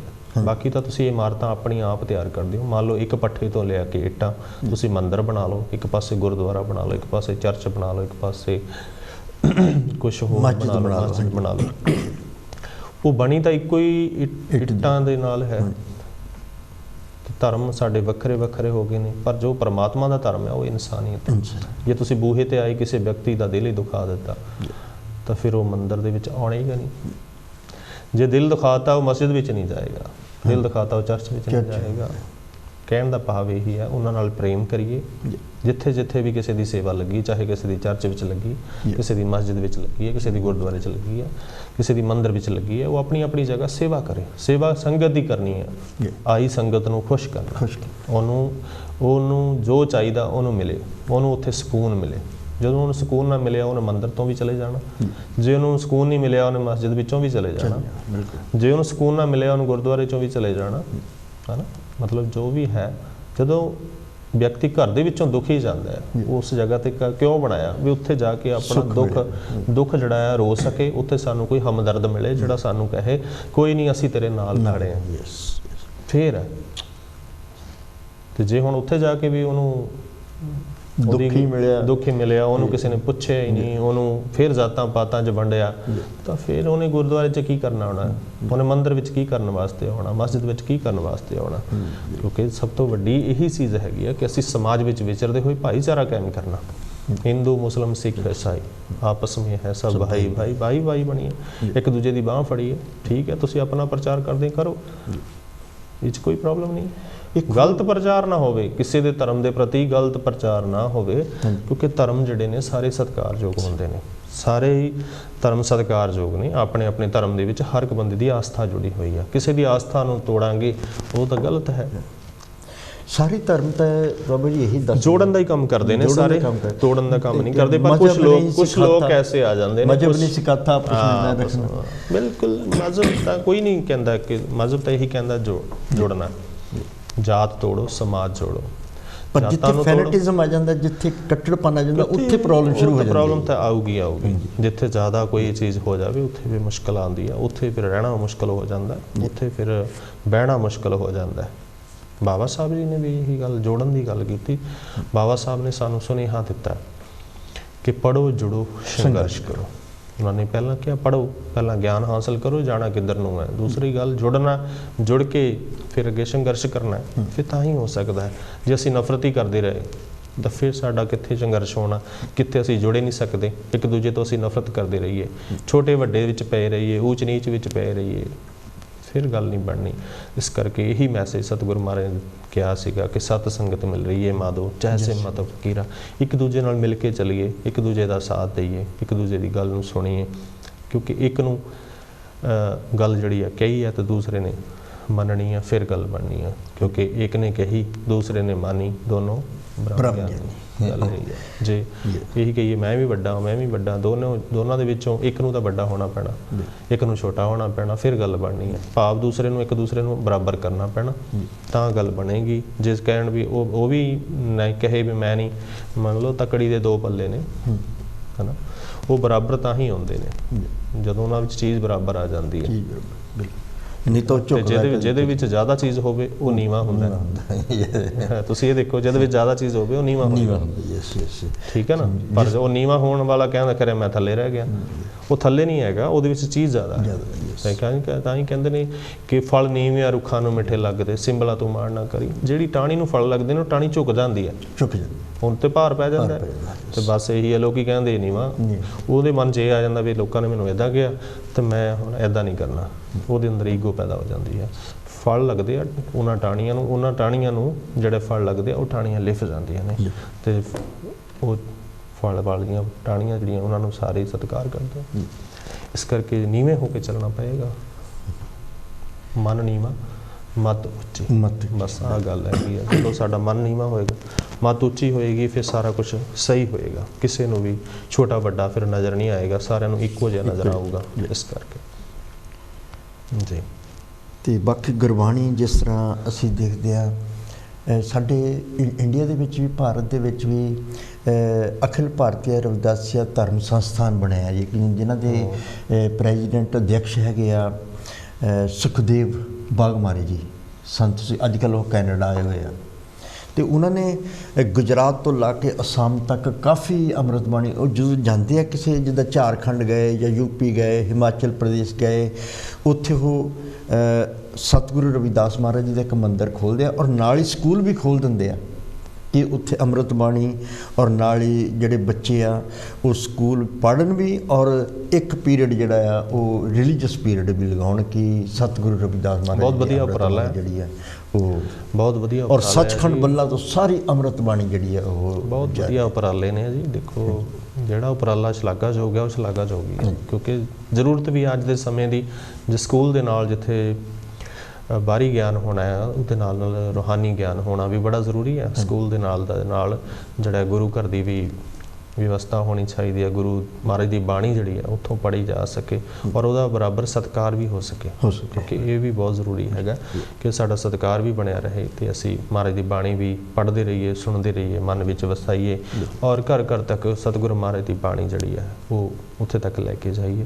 ਸਤਿਗੁਰੂ ਮਹਾਰਾਜ ਨੇ ਫਰਕ ਮਿਟਾਏ ਨੇ। ਸਤਿਗੁਰੂ ਮਹਾਰਾਜ ਨੇ ਦੱਸਿਆ ਕਿ ਜਲ ਕੀ ਪੀਤ ਪਵਨ ਕਾ ਥੰਬਾ, ਰਖਤ ਬੂੰਦ ਕਾ ਗਾਰਾ, ਹਾਡ ਮਾਸ ਨਾੜੀ ਕੋ ਪਿੰਜਰ, ਪੰਖੀ ਵਸੇ ਵਿਚਾਰਾ, ਪ੍ਰਾਨੀ ਕਿਆ ਮੇਰਾ ਕਿਆ ਤੇਰਾ, ਜੈਸੇ ਤਰਵਰ ਪੰਖ ਬਸੇਰਾ, ਰਾਖੋ ਕੰਧ ਉਹ ਸਾਰੋ ਨੀਵਾ, 3.5 ਹੱਥ ਤੇਰੀ ਸੀਮਾ, ਬੰਕੇ ਬਾਲ ਬਾਗ ਸਿਰ ਡੇਰੀ, ਇਹ ਤਨ ਹੋਏ ਗੋ ਭਸਮ ਕੀ ਢੇਰੀ, ਉੱਚੇ ਮੰਦਰ ਸੁੰਦਰ ਨਾਰੀ, राम नाम बिन बाजी हारी, मेरी जात कमीनी पात कमीनी, होशा जन्म हमारा, तुम शरनागत राजा रामचंद्र कह रविदास चमारा। सतगुरु महाराज ने बयान कर दिता सारा कुछ ये कि तू है की चीज़ है, जल की पीत पवन का थंबा, की कुछ हैगा, तू एवं अपना मान करी फिरदा है, तू कुछ भी नहीं है, ना तेरा कुछ ना तेरा कुछ भी, मेरा भी कुछ नहीं हैगा, सारा कुछ दस दिता, बंके बाल बाग सिर डेरी, ए तन होएगो भस्म की तेरी, कि तू एक दिन राख हो जाना। पर उच्चे मंदिर सुंदर नारी, राम नाम बिन बाजी हारी, इत्थे गल मुका दी उन्होंने कि भी उच्चे मंदिर बना ले, सोहनी नार तेरे घर विच होवे, तू सारा कुछ बना लिया ते फिर ਇਹਦੇ ਤੈਨੂੰ ਪਾਰ ਨਹੀਂ ਲਗਾਉਣਾ। ਰਾਮ ਨਾਮ ਬਿਨ ਬਾਜੀ ਹਾਰੀ, ਉਹਦੇ ਨਾਮ ਦੇ ਬਗੈਰ ਤੂੰ ਬਾਜੀ ਹਾਰ ਜਾਣੀ ਹੈ। ਇਸ ਕਰਕੇ ਸਾਨੂੰ ਨਾਮ ਦੀ ਮਹੱਤਤਾ ਜਿਹੜੀ ਆ ਸਮਝਣੀ ਪਏਗੀ। ਜਿੰਨਾ ਕੁਛ ਮਰਜ਼ੀ ਅਸੀਂ ਸਾਡੇ ਕੋਲ ਹੋਵੇ, ਧਨ ਦੌਲਤ ਹੋਵੇ, ਸਾਰਾ ਕੁਛ ਹੋਵੇ, ਲੇਕਿਨ ਅਸੀਂ ਧਨ ਦੌਲਤ ਨਾਲ ਪਾਰ ਨਹੀਂ ਹੋ ਸਕਦੇ। ਤੁਸੀਂ ਹੁਣ ਤੁਸੀਂ ਦੇਖੋ, ਉਦਾਹਰਨ ਲੈ ਲਈਏ, ਮੀਰਾ ਬਾਈ ਦੀ ਉਦਾਹਰਨ ਲੈ ਲਈਏ, ਰਾਣੀ ਸੀ, ਉਹਨੂੰ ਕੀ ਲੋੜ ਸੀ ਕਿ ਸਤਿਗੁਰ ਮਹਾਰਾਜ ਦੀ ਕੁੱਲੀ ਦੇ ਵਿੱਚ ਜਾਣ ਦੀ? ਉਹਨੂੰ ਪਤਾ ਲੱਗਿਆ ਕਿ ਜੇ ਜੀਵਨ ਹੈ ਤਾਂ ਉਹ ਸਤਿਗੁਰ ਦੇ ਨਾਮ ਨਾਲ ਹੈ। ਉਹ ਆਪਣਾ ਸਾਰਾ ਕੁਝ ਤਿਆਗ ਕੇ ਸਤਿਗੁਰ ਮਹਾਰਾਜ ਦੇ ਚਰਨਾਂ ਵਿੱਚ ਚਲੇ ਗਏ। ਰਾਜਾ ਨਾਗਰ ਮਾਲਿਆ, ਚਾਹੇ ਸਿਕੰਦਰ ਲੋਧੀ, ਅੱਜ ਜੇ ਉਹਨਾਂ ਦਾ ਜ਼ਿਕਰ ਹੁੰਦਾ ਤੇ ਸਤਿਗੁਰ ਰਵਿਦਾਸ ਮਹਾਰਾਜ ਕਰਕੇ ਆ, ਉਹਨਾਂ ਦੇ ਚਰਨਾਂ ਨਾਲ ਜੁੜਨ ਕਰਕੇ ਆ। ਜੇ ਉਹ ਉਹਨਾਂ ਦੇ ਚਰਨਾਂ ਨਾਲ ਨਾ ਜੁੜਦੇ ਅੱਜ ਉਹਨਾਂ ਦਾ ਜ਼ਿਕਰ ਨਹੀਂ ਸੀ ਹੋਣਾ, ਅੱਜ ਕਿਸੇ ਨੇ ਵੀ ਉਹਨਾਂ ਦਾ ਜ਼ਿਕਰ ਨਹੀਂ ਸੀ ਕਰਨਾ, ਕਿਉਂਕਿ ਉਹਨਾਂ ਨੇ ਪਹਿਲਾਂ ਆਪਣੇ ਆਪ ਜਿਹੜੇ ਆ ਆਪਣੇ ਆਪ ਦੀ ਜਿਹੜੀ ਤਾਕਤ ਸੀ ਉਹ ਵਰਤਣੀ ਚਾਹੀ ਸਤਿਗੁਰ ਮਹਾਰਾਜ ਨੂੰ ਝੁਕਾਉਣ ਵਾਸਤੇ। ਹਰ ਹੀਲਾ ਵਰਤਿਆ ਉਹਨਾਂ ਨੇ, ਪਰ ਜਦੋਂ ਲੱਗਾ ਜਦੋਂ ਉਹ ਹਾਰ ਗਏ ਤਾਂ ਫਿਰ ਸਤਿਗੁਰ ਮਹਾਰਾਜ ਦੇ ਚਰਨਾਂ ਦੇ ਨਾਲ ਜੁੜ ਗਏ। ਇਸ ਕਰਕੇ ਜੇ ਅਸੀਂ ਪਹਿਲਾਂ ਹੀ ਗੱਲ ਨੂੰ ਸਮਝ ਲਈਏ ਤਾਂ ਫਿਰ ਗੱਲ ਬਣ ਸਕਦੀ ਹੈ ਕਿ ਵੱਡੇ ਵੱਡੇ ਦੁਨੀਆ ਦੇ ਬਾਦਸ਼ਾਹ ਰੋਂਦੇ ਗਏ ਨਾਮ ਤੋਂ ਬਿਨਾਂ, ਨਾਮ ਤੋਂ ਬਿਨਾਂ ਰੋਂਦੇ ਗਏ ਆ। ਉਹਨਾਂ ਨੂੰ ਕਿਸੇ ਨੇ ਝੱਲਣਾ ਨਹੀਂ, ਉਹਨਾਂ ਦੀ ਕੋਈ ਯਾਦ ਨਹੀਂ ਮਨਾਈ ਜਾਂਦੀ। ਬਿਲਕੁਲ ਯਾਦਾਂ ਉਹਨਾਂ ਦੀਆਂ ਮਨਾਈਆਂ ਜਾਂਦੀਆਂ, ਬਰਸੀਆਂ, ਸਮਾਗਮ, ਜਨਮ ਦਿਹਾੜੇ ਉਹਨਾਂ ਦੇ ਮਨਾਏ ਜਾਂਦੇ ਨੇ ਜਿਨ੍ਹਾਂ ਨੇ ਦੇਸ਼ ਲਈ, ਕੌਮ ਲਈ, ਸਮਾਜ ਲਈ, ਧਰਮ ਲਈ ਕੁਛ ਨਾ ਕੁਛ ਕੀਤਾ। ਸੋ ਐਸੀ ਜਿਹੜੀ ਹੈ ਸਾਨੂੰ ਜੀਵਨ ਦੇ ਵਿੱਚ ਸੋਚ ਅਪਣਾਉਣੀ ਪਊਗੀ। ਜੇ ਆਪਾਂ ਜਿੰਨਾ ਕੁ ਵੀ ਕਰ ਸਕਦੇ ਹਾਂ ਆਪਣੀ ਵਿੱਤ ਤੋਂ ਵਾਰਾ, ਜਿੰਨਾ ਵੀ ਕਰ ਸਕਦੇ ਹਾਂ ਧਰਮ ਲਈ, ਸਮਾਜ ਲਈ, ਕੌਮ ਲਈ ਆਪਣਾ ਆਪ ਕੁਰਬਾਨ ਕਰਨ ਦੀ ਆਪਾਂ ਕੋਸ਼ਿਸ਼ ਕਰੀਏ, ਫਿਰ ਕੁਛ ਨਾ ਕੁਛ ਜ਼ਿੰਦਗੀ ਦੇ ਵਿੱਚ ਆਇਆਂ ਦਾ ਫਾਇਦਾ ਹੋ ਜਾਊਗਾ। ਕਿਉਂਕਿ ਬਹੁਤ ਜਨਮ ਵਿਛਰੇ ਥੇ ਮਾਤੋ, ਇਹ ਜਨਮ ਤੁਮਾਰੇ ਲੇਖੇ, ਕਹਿ ਰਵਿਦਾਸ ਆਸ ਲਗ ਜੀਵੋ, ਚਿਰ ਭਇਓ ਦਰਸ਼ਨ ਦੇਖੇ। ਇਹ ਚਿਰ ਭਏ ਨਹੀਂ, ਬੜੇ ਬੇਅੰਤ ਜਨਮਾਂ ਦੀ ਗੱਲ ਕੀਤੀ ਹੈ। ਬਹੁਤ ਦਾ ਮਤਲਬ ਪਤਾ ਹੀ ਨਹੀਂ, ਕੋਈ ਪਤਾ ਹੀ ਨਹੀਂ, ਬਹੁਤ ਜਨਮ ਵਿਛਰੇ ਤੇ ਮਾਧੋ, ਨਹੀਂ ਤੇ ਮਹਾਰਾਜ ਲਿਖ ਹੀ ਨਹੀਂ ਸਕਦੇ ਸੀ। ਜੇ ਬਹੁਤ ਹੋਰ ਜਨਮ ਨਾ ਹੁੰਦੇ ਨਾ, ਹੋਰ ਜਨਮਾਂ ਦੀ ਗੱਲ ਕਿਉਂ ਕੀਤੀ ਮਹਾਰਾਜ ਨੇ? ਬਿਲਕੁਲ ਹੋਰ ਜਨਮਾਂ ਦੀ ਗੱਲ ਕੀਤੀ ਹੈ ਕਿ ਬਹੁਤ ਜਨਮ ਵਿਛਰੇ ਤੇ ਮਾਧੋ। ਇਹਦਾ ਮਤਲਬ ਸਾਨੂੰ ਜ਼ਿਆਦਾ ਅੱਗੇ ਹੋਰ ਜਨਮ ਆ ਜਾਂ ਸਾਡੇ ਪਹਿਲਾਂ ਜਨਮ ਹੋਰ ਹੋਏ ਆ, ਕਿ ਮਹਾਰਾਜ ਨੇ ਇਹ ਗੱਲ ਕੀਤੀ ਹੈ ਕਿ ਸਾਨੂੰ ਇੰਨੇ ਜਨਮ ਹੋ ਗਏ ਨੇ ਭਟਕਦਿਆਂ ਨੂੰ, ਬਹੁਤ ਜਨਮ ਵਿਛਰੇ ਥੇ ਮਾਧੋ, ਤੇਰਾ ਵਿਛੋੜਾ ਸਹਿੰਦਿਆਂ ਨੂੰ। ਪਤਾ ਨਹੀਂ ਕਿੰਨੀ ਸਮਾਂ ਬੀਤ ਗਿਆ, ਤੇਰੇ ਦਰਸ਼ਨ ਨਹੀਂ ਕੀਤੇ। ਕਹਿ ਰਵਿਦਾਸ ਆਸ ਲਗ ਜੀਵੋ, ਚਿਰ ਪਿਓ ਦਰਸ਼ਨ ਦੇਖੇ। ਇਸੇ ਤਰ੍ਹਾਂ ਸਤਿਗੁਰੂ ਬਾਬਾ ਫਰੀਦ ਸਾਹਿਬ ਲਿਖਦੇ ਨੇ, ਕਾਗਾਂ ਕਰਗਣ ਟਟੋਲਿਆ, ਸਗਲਾ ਖਾਇਓ ਮਾਸ, ਇਹ ਦੋ ਨੈਣਾ ਮਤ ਛੋਇਓ, ਪਿਰ ਦੇਖਣ ਕੀ ਆਸ। ਉਹ ਵੀ ਆਸ ਲਾ ਕੇ ਬੈਠੇ ਨੇ ਕਿ ਹਜੇ ਮੇਰੀਆਂ ਇਹਨਾਂ ਅੱਖਾਂ ਦੇ ਵਿੱਚ ਕਿਤੇ ਝੁੰਝ ਨਾ ਮਾਰ ਦੇਣ, ਬਾਕੀ ਚਾਹੇ ਸਾਰਾ ਕੁਝ ਸਰੀਰ ਦਾ ਜੋ ਮਰਜ਼ੀ ਮਾਸ ਖਾ ਲੈ। ਭਾਵ ਆਸ ਰੱਖਣੀ ਚਾਹੀਦੀ ਹੈ। ਸਤਿਗੁਰੂ ਮਹਾਰਾਜ ਕਹਿੰਦੇ ਆਸ ਤੇ ਅਰਦਾਸ ਕਦੇ ਨਾ ਛੱਡੋ, ਕੋਸ਼ਿਸ਼ ਕਰਦੇ ਰਹੋ, ਇੱਕ ਨਾ ਇੱਕ ਦਿਨ ਤੁਹਾਡੀ ਮਿਹਨਤ ਨੂੰ ਬੂਰ ਪੈ ਜਾਏਗਾ। ਮਿਹਨਤ ਕਰੀਏ, ਹੱਕ ਸੱਚ ਦੀ ਕਮਾਈ ਕਰੀਏ, ਸੱਚ ਦਾ ਸਾਥ ਦਈਏ, ਸੱਚ ਬੋਲੀਏ, ਸੱਚ ਦੇ ਨਾਲ ਰਹੀਏ, ਝੂਠ ਦੀ, ਨਿੰਦਿਆ ਦੀ, ਚੁਗਲੀ ਦੀ ਆਦਤ ਛੱਡੀਏ, ਨਸ਼ੇ ਵਿਕਾਰੀ ਛੱਡੀਏ, ਫਿਰ ਸਾਡਾ ਜੀਵਨ ਜਿਹੜਾ ਹੈ ਆਦਰਸ਼ ਜੀਵਨ, ਸੰਤਾਂ ਮਹਾਂਪੁਰਸ਼ਾਂ ਵਾਲਾ ਜੀਵਨ ਬਣ ਜਾਊਗਾ। ਜੇ ਅਸੀਂ ਇਹ ਬੇਕਾਰ ਨਹੀਂ ਛੱਡੇ ਤਾਂ ਫਿਰ ਸਾਨੂੰ ਕੋਈ ਫਾਇਦਾ ਨਹੀਂ ਹੈਗਾ ਜ਼ਿੰਦਗੀ ਦਾ, ਕਿਉਂਕਿ ਬੇਕਾਰਾਂ ਨੇ ਸਾਡੀ ਜ਼ਿੰਦਗੀ ਨੂੰ ਢਾਹ ਲਾਈ ਹੋਈ ਹੈ, ਖੋਰਾ ਲਾਇਆ ਹੋਇਆ। ਜਿੱਦਾਂ ਲੱਕੜ ਨੂੰ ਘੁਣ ਲੱਗ ਜਾਂਦੀ ਹੈ, ਇਸੇ ਤਰ੍ਹਾਂ ਸਾਨੂੰ ਬੇਕਾਰ ਚੁੰਬੜੇ ਹੋਏ ਨੇ, ਕਿਉਂਕਿ ਜੇ ਅਸੀਂ ਇਹਦੇ ਉੱਤੇ ਨਾਮ ਦਾ ਸਪਰੇਅ ਨਹੀਂ ਕਰਾਂਗੇ ਤੇ ਘੁਣ ਨੇ ਸਾਨੂੰ ਖਾ ਜਾਣਾ। ਤੁਸੀਂ ਗਾਡਰ ਲੈ ਲਓ, ਇੱਕ ਲੋਹੇ ਦਾ ਗਾਡਰ ਲੈ ਲਓ, ਬਾਹਰ ਰੱਖ ਦਿਓ, 15-20 ਸਾਲਾਂ ਬਾਅਦ ਜੰਗਾਲ ਨਹੀਂ ਖਾ ਜਾਣਾ, ਕਿਸੇ ਨਾ ਕਿਸੇ ਚੀਜ਼ ਨੇ ਤੁਹਾਨੂੰ ਖਾ ਜਾਣਾ। ਮੌਤ ਦਾ ਜਿਹੜਾ ਡੰਕਾ ਇੱਕ ਦਿਨ ਤੁਹਾਡੇ ਤੇ ਵੱਜਣਾ ਹੀ ਵੱਜਣਾ ਹੈ। ਮੌਤ ਤੋਂ ਨਾ ਡਰੋ, ਮੌਤ ਨੇ ਆਉਣਾ ਹੀ ਆਉਣਾ। ਮੌਤ ਉਹਨਾਂ ਨੂੰ ਵੀ ਆਈ ਹੈ ਜਿਹੜੇ ਮੌਤ ਤੋਂ ਡਰਦੇ ਰਹੇ, ਮੌਤ ਉਹਨਾਂ ਨੂੰ ਵੀ ਆਈ ਜਿਹਨਾਂ ਨੇ ਮੌਤ ਨੂੰ ਗਲ ਨਾਲ ਲਾ ਲਿਆ। ਸ਼ਹੀਦ ਆਜ਼ਮ ਸਰਦਾਰ ਭਗਤ ਸਿੰਘ, ਉਸ ਜ਼ਿਲ੍ਹੇ ਦੇ ਵਿੱਚ ਸਾਨੂੰ ਮੌਕਾ ਮਿਲਿਆ, ਅਸੀਂ ਉੱਥੋਂ ਦੇ ਵਾਸੀ ਹਾਂ। ਸ਼ਹੀਦ ਭਗਤ ਸਿੰਘ ਨਗਰ ਅੱਜ ਸਾਡੇ ਜ਼ਿਲ੍ਹੇ ਦਾ ਨਾਮ ਰੱਖਿਆ ਗਿਆ, ਅਤੇ ਛੋਟੀ ਉਮਰ ਦੇ ਵਿੱਚ ਉਹਨਾਂ ਨੇ ਕੁਰਬਾਨੀਆਂ ਕੀਤੀਆਂ। ਸ਼ਹੀਦ ਆਜ਼ਮ ਸ਼ਹੀਦ ਊਧਮ ਸਿੰਘ, ਜਿਨ੍ਹਾਂ ਨੇ ਇੱਥੇ ਆ ਕੇ ਲੰਡਨ ਦੇ ਵਿੱਚ ਆ ਕੇ ਆਪਣੇ ਦੇਸ਼ ਦਾ ਜਿਹੜਾ ਜਲਿਆਂਵਾਲੇ ਬਾਗ ਦਾ ਬਦਲਾ ਲਿਆ, ਉਹ ਵੀ ਤੇ ਉਹਨਾਂ ਨੇ ਵੀ ਤਾਂ ਆਪਣੀ ਜਿਹੜੀ ਜਾਨ ਸੀ ਉਹਨਾਂ ਨੇ ਜਾਨ 'ਤੇ ਬਾਜ਼ੀ ਲਾ ਕੇ ਇੱਥੇ ਪਹੁੰਚੇ, ਫਿਰ ਇੱਥੇ ਆ ਕੇ ਬੰਗਾਰਿਆ। ਜਾਨ ਤੇ ਸਭ ਨੇ ਚਾਹਣੀ ਹੈ, ਜਾਨ ਸਭ ਨੂੰ ਪਿਆਰੀ ਹੁੰਦੀ ਹੈ, ਪਰ ਜੇ ਜਾਨ ਉਹੀ ਹੈ ਜੇ ਕਿਸੇ ਦੇ ਕੰਮ ਆ ਜਾਵੇ, ਦੇਸ਼ ਦੇ ਕੰਮ ਆ ਜਾਵੇ, ਕੌਮ ਦੇ ਕੰਮ ਆ ਜਾਵੇ, ਸਮਾਜ ਦੇ ਕੰਮ ਆ ਜਾਵੇ। ਜਾਣਾ ਸਭ ਨੇ ਹੈ। ਕਬੀਰਾ ਜਿਸ ਮਰਨੇ ਤੇ ਜਗ ਡਰੇ, ਮੇਰੇ ਮਨ ਆਨੰਦ ਮਰਨੇ ਹੀ ਤੇ ਪਾਈਏ, ਪੂਰਨ ਪਰਮਾਨੰਦ। ਇਹ ਮਰ ਕੇ ਸਾਰਾ ਕੁਛ ਮਿਲਣਾ ਹੈਗਾ, ਸਾਨੂੰ ਘਬਰਾਉਣਾ ਨਹੀਂ ਚਾਹੀਦਾ ਹੈਗਾ। ਹੁਣ ਬਾਬਾ ਸਾਹਿਬ ਜੀ, ਅੰਬੇਡਕਰ ਸਾਹਿਬ ਜੀ, ਜਿਨ੍ਹਾਂ ਨੇ ਆਪਣਾ ਪੂਰਾ ਪਰਿਵਾਰ ਜਿਹੜਾ ਹੈ ਸਾਡੇ ਦੇਸ਼ ਦੀ ਖਾਤਰ ਕੁਰਬਾਨ ਕਰ ਦਿੱਤਾ। ਦੇਸ਼ ਦੀ ਖਾਤਰ ਉਹਨਾਂ ਨੇ ਸਾਰੀਆਂ ਲੜਾਈਆਂ ਲੜੀਆਂ, ਜੇ ਚਾਹੁੰਦੇ ਤਾਂ ਉਹ ਇੰਗਲੈਂਡ ਦੇ ਵਿੱਚ ਇੱਥੇ ਆ ਕੇ ਸੈਟਲ ਹੋ ਸਕਦੇ ਸੀ, ਚਾਹੁੰਦੇ ਤਾਂ ਅਮਰੀਕਾ ਵਿੱਚ ਸੈਟਲ ਹੋ ਸਕਦੇ ਸੀ। ਉੱਥੇ ਰਾਜ ਭਾਗ ਉਹਨਾਂ ਕੋਲ ਸਾਰਾ ਕੁਝ ਉਹਨਾਂ ਨੂੰ ਮਿਲਣਾ ਸੀ, ਪਰ ਉਹਨਾਂ ਨੇ ਕਿਹਾ ਵੀ ਮੇਰੇ ਦੇਸ਼ ਦੇ ਜਿਹੜੇ ਲੋਕ ਨੇ ਉਹ ਗੁਲਾਮ ਨੇ, ਉਹਨਾਂ ਨੂੰ ਗੁਲਾਮੀ ਤੋਂ ਮੁਕਤ ਕਰਵਾਉਣ ਵਾਸਤੇ ਮੈਨੂੰ ਕੋਈ ਉਪਰਾਲਾ ਕਰਨਾ ਚਾਹੀਦਾ। ਉਹਨਾਂ ਨੂੰ ਇੱਕ ਮੌਕਾ ਮਿਲਿਆ, ਉਹਨਾਂ ਨੇ ਉਸ ਮੌਕੇ ਦੇ ਵਿੱਚ ਜਿਹੜਾ ਹੈ ਭਾਰਤੀ ਸੰਵਿਧਾਨ ਲਿਖਿਆ, ਜਿਹਨੂੰ 26 ਜਨਵਰੀ 1950 ਨੂੰ ਦੇਸ਼ ਦੇ ਵਿੱਚ ਲਾਗੂ ਕਰ ਦਿੱਤਾ ਜਾਂਦਾ ਹੈ, ਅਤੇ ਸਾਰੇ ਜਿਹੜੇ ਸਮਾਜ ਦੇ ਲਤਾੜੇ ਹੋਏ ਲੋਕ ਸੀ ਉਹਨਾਂ ਨੂੰ ਅਧਿਕਾਰ ਮਿਲ ਗਿਆ, ਉਹਨਾਂ ਨੂੰ ਹੱਕ ਮਿਲ ਗਿਆ, ਅਤੇ ਉਹਨਾਂ ਦਾ ਵੀ ਆਪਾਂ ਦੇਣਾ ਨਹੀਂ ਦੇ ਸਕਦੇ। ਬਾਬਾ ਸਾਹਿਬ ਡਾਕਟਰ ਭੀਮ ਰਾਓ ਅੰਬੇਡਕਰ ਜੀ ਜਿਨ੍ਹਾਂ ਨੇ ਆ ਕੇ ਸਾਡੇ ਦੇਸ਼ ਦਾ ਸੰਵਿਧਾਨ ਲਿਖਿਆ। ਸੋ ਹੁਣ ਵੀ ਵੇਲਾ ਹੈ ਸਾਡੇ ਕੋਲ ਕਿ ਹੁਣ ਵੀ ਅਸੀਂ ਜਾਗ ਜਾਈਏ। ਸੋ ਮੈਂ ਇੱਕ ਰਚਨਾ ਜਿਹੜੀ ਹੈ ਬਿਲਕੁਲ ਤੁਹਾਡੇ ਰੂਬਰੂ ਕਰਾਂਗਾ ਕਿ ਉੱਠ ਜਾਗ ਸੋਹਣਿਆ ਵੇ, ਵੇਲਾ ਹੱਥੋਂ ਨਿਕਲ ਜੂ ਤੇਰਾ, ਕਰ ਜਤਨ ਸੋਹਣਿਆ ਵੇ, ਤਾਈਓ ਰਾਜ ਆਊਗਾ ਤੇਰਾ। ਉੱਠ ਜਾਗ ਸੋਹਣਿਆ ਵੇ, ਵੇਲਾ ਹੱਥੋਂ ਨਿਕਲ ਜੂ ਤੇਰਾ। ਗੁਰਾਂ ਗੱਲ ਸਮਝ ਆਈ ਸੀ, ਤੂੰ ਤਾਂ ਖਾਨੇ ਕੋਈ ਨਾ ਪਾਈ, ਇਹ ਸੋਹਣੀ ਜ਼ਿੰਦਗੀ ਨੂੰ ਜਾਵੇਂ ਐਸ਼ਾਂ ਵਿੱਚ ਗਵਾਈ। ਉੱਠ ਹੰਬਲਾ ਮਾਰ ਜ਼ਰਾ, ਤਾਈਓ ਪਾਰ ਲੱਗੂਗਾ ਵੇੜਾ। ਉੱਠ ਜਾਗ ਸੋਹਣਿਆ ਵੇ, ਵੇਲਾ ਹੱਥੋਂ ਨਿਕਲ ਜੂ ਤੇਰਾ।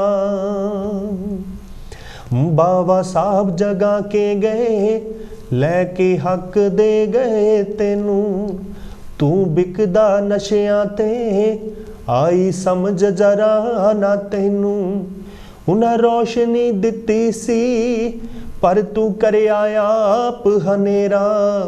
ਉੱਠ ਜਾਗ ਸੋਹਣਿਆ ਓਏ, ਵੇਲਾ ਹੱਥੋਂ ਨਿਕਲ ਜੂ ਤੇਰਾ। ਬਾਬੂ ਕਾਂਚੀ ਰਾਮ ਦਾ ਵੀ ਮੰਨਿਆ ਤੁਸੀਂ ਪੁਰਾਣਾ ਕਹਿਣਾ, ਹੋਕਾ ਸਭ ਨੂੰ ਦਿੰਦੇ ਸੀ ਇਕੱਠੇ ਹੋ ਜੋ ਰਾਜ ਜੇ ਲੈਣਾ। ਤੂੰ ਗੱਲ ਨਾ ਮੰਨੀ ਵੇ, ਉਹਨੇ ਲਾਇਆ ਜ਼ੋਰ ਬਥੇਰਾ। ਉੱਠ ਜਾਗ ਸੋਹਣਿਆ ਓਏ, ਵੇਲਾ ਹੱਥੋਂ ਨਿਕਲ ਜੂ ਤੇਰਾ। ਸੰਤ ਰਾਮਾਨੰਦ ਜੀ ਵੀ ਦੇ ਗਏ ਕੌਮ ਦੇ ਲਈ ਕੁਰਬਾਨੀ, ਤੂੰ ਵੀ ਦੇਸ਼ ਕੌਮ ਖਾਤਰ ਲਾ ਦੇ ਲੇਖੇ ਵਿੱਚ ਜਵਾਨੀ। ਜਸ ਦੁਨੀਆ ਗਾਊਗੀ ਇੱਕ ਦਿਨ ਪਰੋ ਮਜ਼ਾਰੀਆ ਤੇਰਾ। ਉੱਠ ਜਾਗ ਸੋਹਣਿਆ ਓਏ, ਵੇਲਾ ਹੱਥੋਂ ਨਿਕਲ ਜੂ ਤੇਰਾ। ਕਰ ਜਤਨ ਸੋਹਣਿਆ ਓਏ, ਤਾਈਓ ਰਾਜ ਆਊਗਾ ਤੇਰਾ। ਬਹੁਤ ਹੀ ਵਧੀਆ ਜੀ, ਬਹੁਤ ਅੱਛਾ। ਸਾਰੇ ਮਹਾਂਪੁਰਸ਼ਾਂ ਨੂੰ ਪਰੋ ਦਿੱਤਾ ਜੀ। ਪਹਿਲਾਂ ਗੁਰੂ ਰਵਿਦਾਸ ਮਹਾਰਾਜ ਜੀ ਆਏ, ਉਹਨਾਂ ਨੇ ਜਗਾਉਣ ਦੀ ਕੋਸ਼ਿਸ਼ ਕੀਤੀ, ਉਸ ਤੋਂ ਬਾਅਦ ਫਿਰ ਸੌਂ ਗਏ।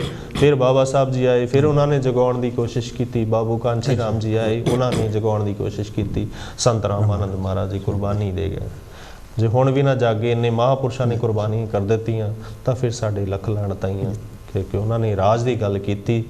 ਐਸਾ ਚਾਹੂੰ ਰਾਜ ਮੈਂ ਜਹਾਂ ਮਿਲੇ ਸਭਨ ਕੋ ਵੰਨ, ਛੋਟ ਬੜੇ ਸਭ ਸੰਭਸੇ ਰਵਿਦਾਸ ਰਹੇ ਪ੍ਰਸੰਨ। ਬਾਬਾ ਸਾਹਿਬ ਕਹਿੰਦੇ ਜਾਓ, ਜਾ ਕੇ ਆਪਣੇ ਘਰ ਦੀਆਂ ਦੀਵਾਰਾਂ 'ਤੇ ਲਿਖ ਲਓ, ਤੁਸੀਂ ਦੇਸ਼ ਦੇ ਹੁਕਮਰਾਨ ਬਣਨਾ, ਰਾਜੇ ਬਣਨਾ। ਅਤੇ ਬਾਬੂ ਕਾਂਚੀ ਰਾਮ ਜੀ ਨੇ ਵੀ ਕਿਹਾ ਕਿ ਰਾਜ ਮਿਲਦੇ ਨਹੀਂ ਹੁੰਦੇ, ਰਾਜ ਮੱਲੇ ਜਾਂਦੇ ਨੇ। ਰਾਜਾਂ ਨੂੰ ਰਾਜ ਕੋਈ ਦਿੰਦਾ ਨਹੀਂ, ਰਾਜ ਕੋਈ ਭੀਖ ਨਹੀਂ ਹੈ ਕੋਈ ਸਾਨੂੰ ਫੜਾ ਦਊਗਾ। ਇਹਦੇ ਵਾਸਤੇ ਸਾਨੂੰ ਮਿਹਨਤ ਕਰਨੀ ਪਏਗੀ, ਇਕੱਠੇ ਹੋਣਾ ਪਏਗਾ, ਇੱਕ ਪਲੇਟਫਾਰਮ 'ਤੇ ਆਉਣਾ ਪਏਗਾ। ਕਿਉਂਕਿ ਜੇ ਦੁਬਾਰਾ ਬਾਬਾ ਸਾਹਿਬ ਜੀ ਨੂੰ ਕਿਸੇ ਨੇ ਪਹਿਲਾਂ ਤਾਂ ਪੁਰਜੀਵਿਤ ਕੀਤਾ, ਮਤਲਬ ਦੁਬਾਰਾ ਉਹਨਾਂ ਦੀ ਗੱਲ ਜੇ ਚੱਲੀ ਹੈ, ਘਰ ਘਰ ਦੇ ਵਿੱਚ ਗੱਲ ਚੱਲੀ ਹੈ, ਚਾਹੇ ਉਹ ਰਿਕਸ਼ੇ ਵਾਲਾ ਸੀ, ਚਾਹੇ ਕੋਈ ਹੋਰ ਵਿਅਕਤੀ ਸੀ, ਜੇ ਉਹਦੇ ਅੰਦਰ ਰਾਜ ਭਾਗ ਦੀ ਚੇਤਨਾ ਜਾਗੀ ਹੈ, ਅਤੇ ਉਹ ਬਾਬੂ ਕਾਂਚੀ ਰਾਮ ਜੀ ਮਹਾਰਾਜ ਜੀ ਕਰਕੇ ਹੋਈ। ਕਿਉਂਕਿ ਉਹਨਾਂ ਨੇ ਬਹੁਤ ਵੱਡਾ ਜਿਹੜਾ ਹੈ ਸਾਈਕਲ ਮਾਰਚ ਕੀਤਾ, ਜੰਮੂ ਕਸ਼ਮੀਰ ਤੋਂ ਲੈ ਕੇ ਕੰਨਿਆ ਕੁਮਾਰੀ ਤੱਕ।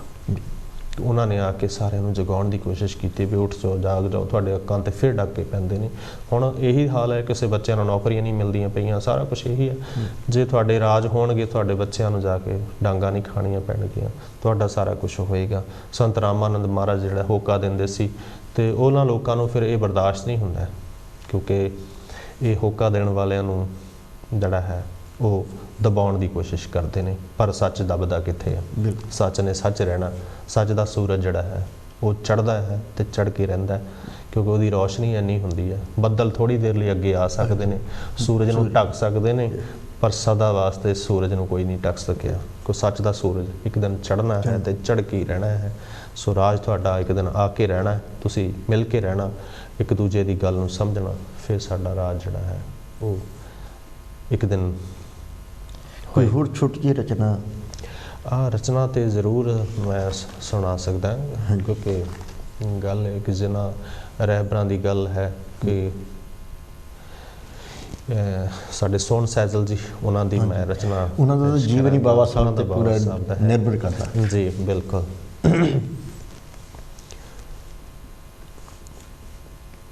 ਕੌਮ ਜਿਹੜੀ ਨੂੰ ਆਪਣੇ ਰਹਿਬਰਾਂ ਦੀ ਪਹਿਚਾਣ ਨਹੀਂ, ਯਾਦ ਰੱਖ ਲਿਓ ਦੁਨੀਆ ਵਿੱਚ ਪਾ ਸਕਦੀ ਮਾਣ ਨਹੀਂ। ਦੁਨੀਆ ਭਰ ਵਿੱਚ ਚਰਚੇ ਨੇ ਅੱਜ ਭੀਮ ਵਿਚਾਰਾਂ ਦੇ, ਰਾਜ ਕਰਾਂਗੇ ਇੱਕ ਦਿਨ ਇਹ ਲਿਖ ਲਿਓ ਦੀਵਾਰਾਂ ਤੇ। ਰਾਜ ਕਰਾਂਗੇ ਇੱਕ ਦਿਨ ਉਹ ਲਿਖ ਲਿਓ ਦੀਵਾਰਾਂ ਤੇ। ਬਾਬਾ ਸਾਹਿਬ ਦਾ ਦੱਸਿਆ ਹਾਲੇ ਮਿਸ਼ਨ ਅਧੂਰਾ ਹੈ, ਜੋ ਮਰਜ਼ੀ ਹੋ ਜਾਵੇ ਰਲ ਮਿਲ ਕਰਨਾ ਪੂਰਾ ਹੈ। ਬਾਬਾ ਸਾਹਿਬ ਦੇ ਫੈਨ ਹਾਂ ਪੱਕੇ ਕੌਲ ਕਰਾਰਾਂ ਦੇ, ਰਾਜ ਕਰਾਂਗੇ ਇੱਕ ਦਿਨ ਲਿਖ ਲਿਓ ਦੀਵਾਰਾਂ ਤੇ। ਜੇਕਰ ਸਾਡੇ ਵਿਹੜੇ ਦੇ ਵਿੱਚ ਰੌਣਕਾਂ ਆਈਆਂ ਨੇ, ਇਹ ਬਾਬਾ ਸਾਹਿਬ ਤੇ ਕਾਂਚੀ ਰਾਮ ਦੀਆਂ ਕਮਾਈਆਂ ਨੇ। ਇਨਕਲਾਬ ਲਿਆਂਦਾ ਸੈਜਲ ਬਿਨ ਹਥਿਆਰਾਂ ਦੇ, ਇਨਕਲਾਬ ਲਿਆਂਦਾ ਸੈਜਲ ਬਿਨ ਹਥਿਆਰਾਂ ਦੇ। ਰਾਜ ਕਰਾਂਗੇ ਇੱਕ ਦਿਨ ਇਹ ਲਿਖ ਲਿਓ ਦੀਵਾਰਾਂ ਤੇ। ਸੋਹਣ ਸੈਜਲ ਜੀ, ਕਿਆ ਬਾਤ ਹੈ। ਉਹਨਾਂ ਦੀ ਬਹੁਤ ਵਧੀਆ ਕਲਮ ਹੈ ਜਿਹੜੀ ਕਿ ਉਹਨਾਂ ਦੇ ਜੀਵਨ ਸਮਰਪਿਤ, ਸਾਰਾ ਜੀਵਨ ਜਿਹੜਾ ਹੈ ਉਹਨਾਂ ਦਾ ਬਾਬਾ ਸਾਹਿਬ ਨੂੰ ਸਮਰਪਿਤ ਹੈ। ਰੋਮ ਰੋਮ ਦੇ ਵਿੱਚ ਬਾਬਾ ਸਾਹਿਬ ਹੈ, ਸਤਿਗੁਰੂ ਰਵਿਦਾਸ ਮਹਾਰਾਜ। ਉਹਨਾਂ ਨੇ ਬਹੁਤ ਉਹਨਾਂ ਦਾ ਵੀ ਧੰਨਵਾਦ ਹੈ ਜੋ ਸਾਡੇ ਦੇਸ਼ ਦੇ ਲਈ, ਬਿਲਕੁਲ ਇਹ ਕੌਮ ਦੇ ਲਈ ਐਸੇ ਸ਼ਾਇਰਾਂ ਦੀ ਸਾਨੂੰ ਲੋੜ ਹੈ। ਸੋ ਸਾਨੂੰ ਲੋੜ ਹੈ ਇਹੋ ਜਿਹੇ ਸ਼ਾਇਰਾਂ ਨੂੰ ਵੱਧ ਤੋਂ ਵੱਧ ਉਤਸ਼ਾਹਿਤ ਕਰੀਏ, ਉਹਨਾਂ ਨੂੰ ਸਨਮਾਨਿਤ ਕਰੀਏ, ਤਾਂ ਜੋ ਇਹ ਜਿਹੜੀਆਂ ਕਲਮਾਂ ਨੇ ਐਸੇ ਤਰ੍ਹਾਂ ਹੋਰ ਸੱਚ ਲਿਖਦੀਆਂ ਰਹਿਣ, ਸਾਡੇ ਸਮਾਜ ਨੂੰ ਸੇਧ ਮਿਲਦੀ ਰਹੇ। ਸੋ ਇੱਕ ਵਾਰ ਮੈਂ ਫਿਰ ਸਾਰੀ ਹੀ ਕਾਂਚੀ ਟੀਵੀ ਦੀ ਟੀਮ ਦਾ ਬਹੁਤ ਧੰਨਵਾਦ ਕਰਦਾ, ਜਿਨ੍ਹਾਂ ਦੇ ਕਰਕੇ ਅੱਜ ਇੱਥੇ ਫਿਰ ਸੰਗਤਾਂ ਦੇ ਰੂਬਰੂ ਹੋਣ ਦਾ ਮੌਕਾ ਮਿਲਿਆ ਹੈ। ਕਿਉਂਕਿ ਸਮਾਂ ਜਿਹੜਾ ਹੈ ਕਦੇ ਵੀ ਜਿਹੜਾ ਹੈ ਉਹ ਰੋਕਿਆ ਵੀ ਰੁਕਦਾ ਨਹੀਂ ਹੈ, ਆਪਣੀ ਨਿਰੰਤਰ ਚਾਲ ਵਿੱਚ ਚੱਲਦਾ ਰਹਿੰਦਾ ਹੈ। ਸੋ ਦੁੱਗਲ ਸਾਹਿਬ ਜੀ, ਬਹੁਤ ਅਸੀਂ ਧੰਨਵਾਦ ਕਰਦੇ ਹਾਂ ਗੁਰੂ ਪਿਆਰੀ ਸਾਧ ਸੰਗਤ ਜੀ, ਜਿਸ ਤਰ੍ਹਾਂ ਅੱਜ ਵੀ ਆਪ ਜੀ ਦੇ ਰੂਬਰੂ ਸਾਡੇ ਮਹਾਰਾਜ ਜੀ ਸਾਈਂ ਪੱਪਲ ਸ਼ਾਹ ਜੀ, ਜੋ ਭਰੋ ਮਜਾਰਾ ਭਾਰਤ ਤੋਂ ਆਏ ਹੋਏ ਹਨ, ਸ਼ਹੀਦ ਭਗਤ ਸਿੰਘ ਨਗਰ ਡਿਸਟ੍ਰਿਕਟ ਦੇ ਵਿੱਚੋਂ, ਔਰ ਦੇਸ਼ਾਂ ਵਿਦੇਸ਼ਾਂ ਦੇ ਵਿੱਚ ਆ ਕੇ ਸਤਿਗੁਰੂ ਮਹਾਰਾਜ ਜੀ ਦੇ ਮਿਸ਼ਨ ਨੂੰ, ਉਹਨਾਂ ਦਾ ਪ੍ਰਚਾਰ ਅਤੇ ਪ੍ਰਸਾਰ ਕਰਦੇ ਆ। ਔਰ ਜਿਸ ਤਰ੍ਹਾਂ ਫਿਰ ਕਦੀ ਮੌਕਾ ਮਿਲੇਗਾ, ਹੋ ਸਕਦਾ ਕੱਲ੍ਹ ਨੂੰ ਮਿਲੇ ਜਾਂ ਪਰਸੋਂ ਨੂੰ, ਜਦੋਂ ਵੀ ਮੌਕਾ ਮਿਲੇਗਾ ਆਪ ਜੀ ਦੇ ਰੂਬਰੂ ਅਸੀਂ ਫਿਰ ਹੋਵਾਂਗੇ। ਅਤੇ ਇਜਾਜ਼ਤ ਦਿਓ ਸਾਨੂੰ, ਅਤੇ ਬਹੁਤ ਆਪ ਜੀ ਦਾ ਵੀ ਧੰਨਵਾਦ ਕਰਦੇ ਹਾਂ, ਕਾਂਚੀ ਟੀਵੀ ਦੇ ਪੂਰੇ ਟਰਸਟੀ ਸਾਹਿਬਾਨਾਂ ਦਾ ਵੀ ਧੰਨਵਾਦ ਕਰਦੇ ਹਾਂ ਜੀ। ਜੈ ਗੁਰਦੇਵ, ਧੰਨ ਗੁਰਦੇਵ ਜੀ।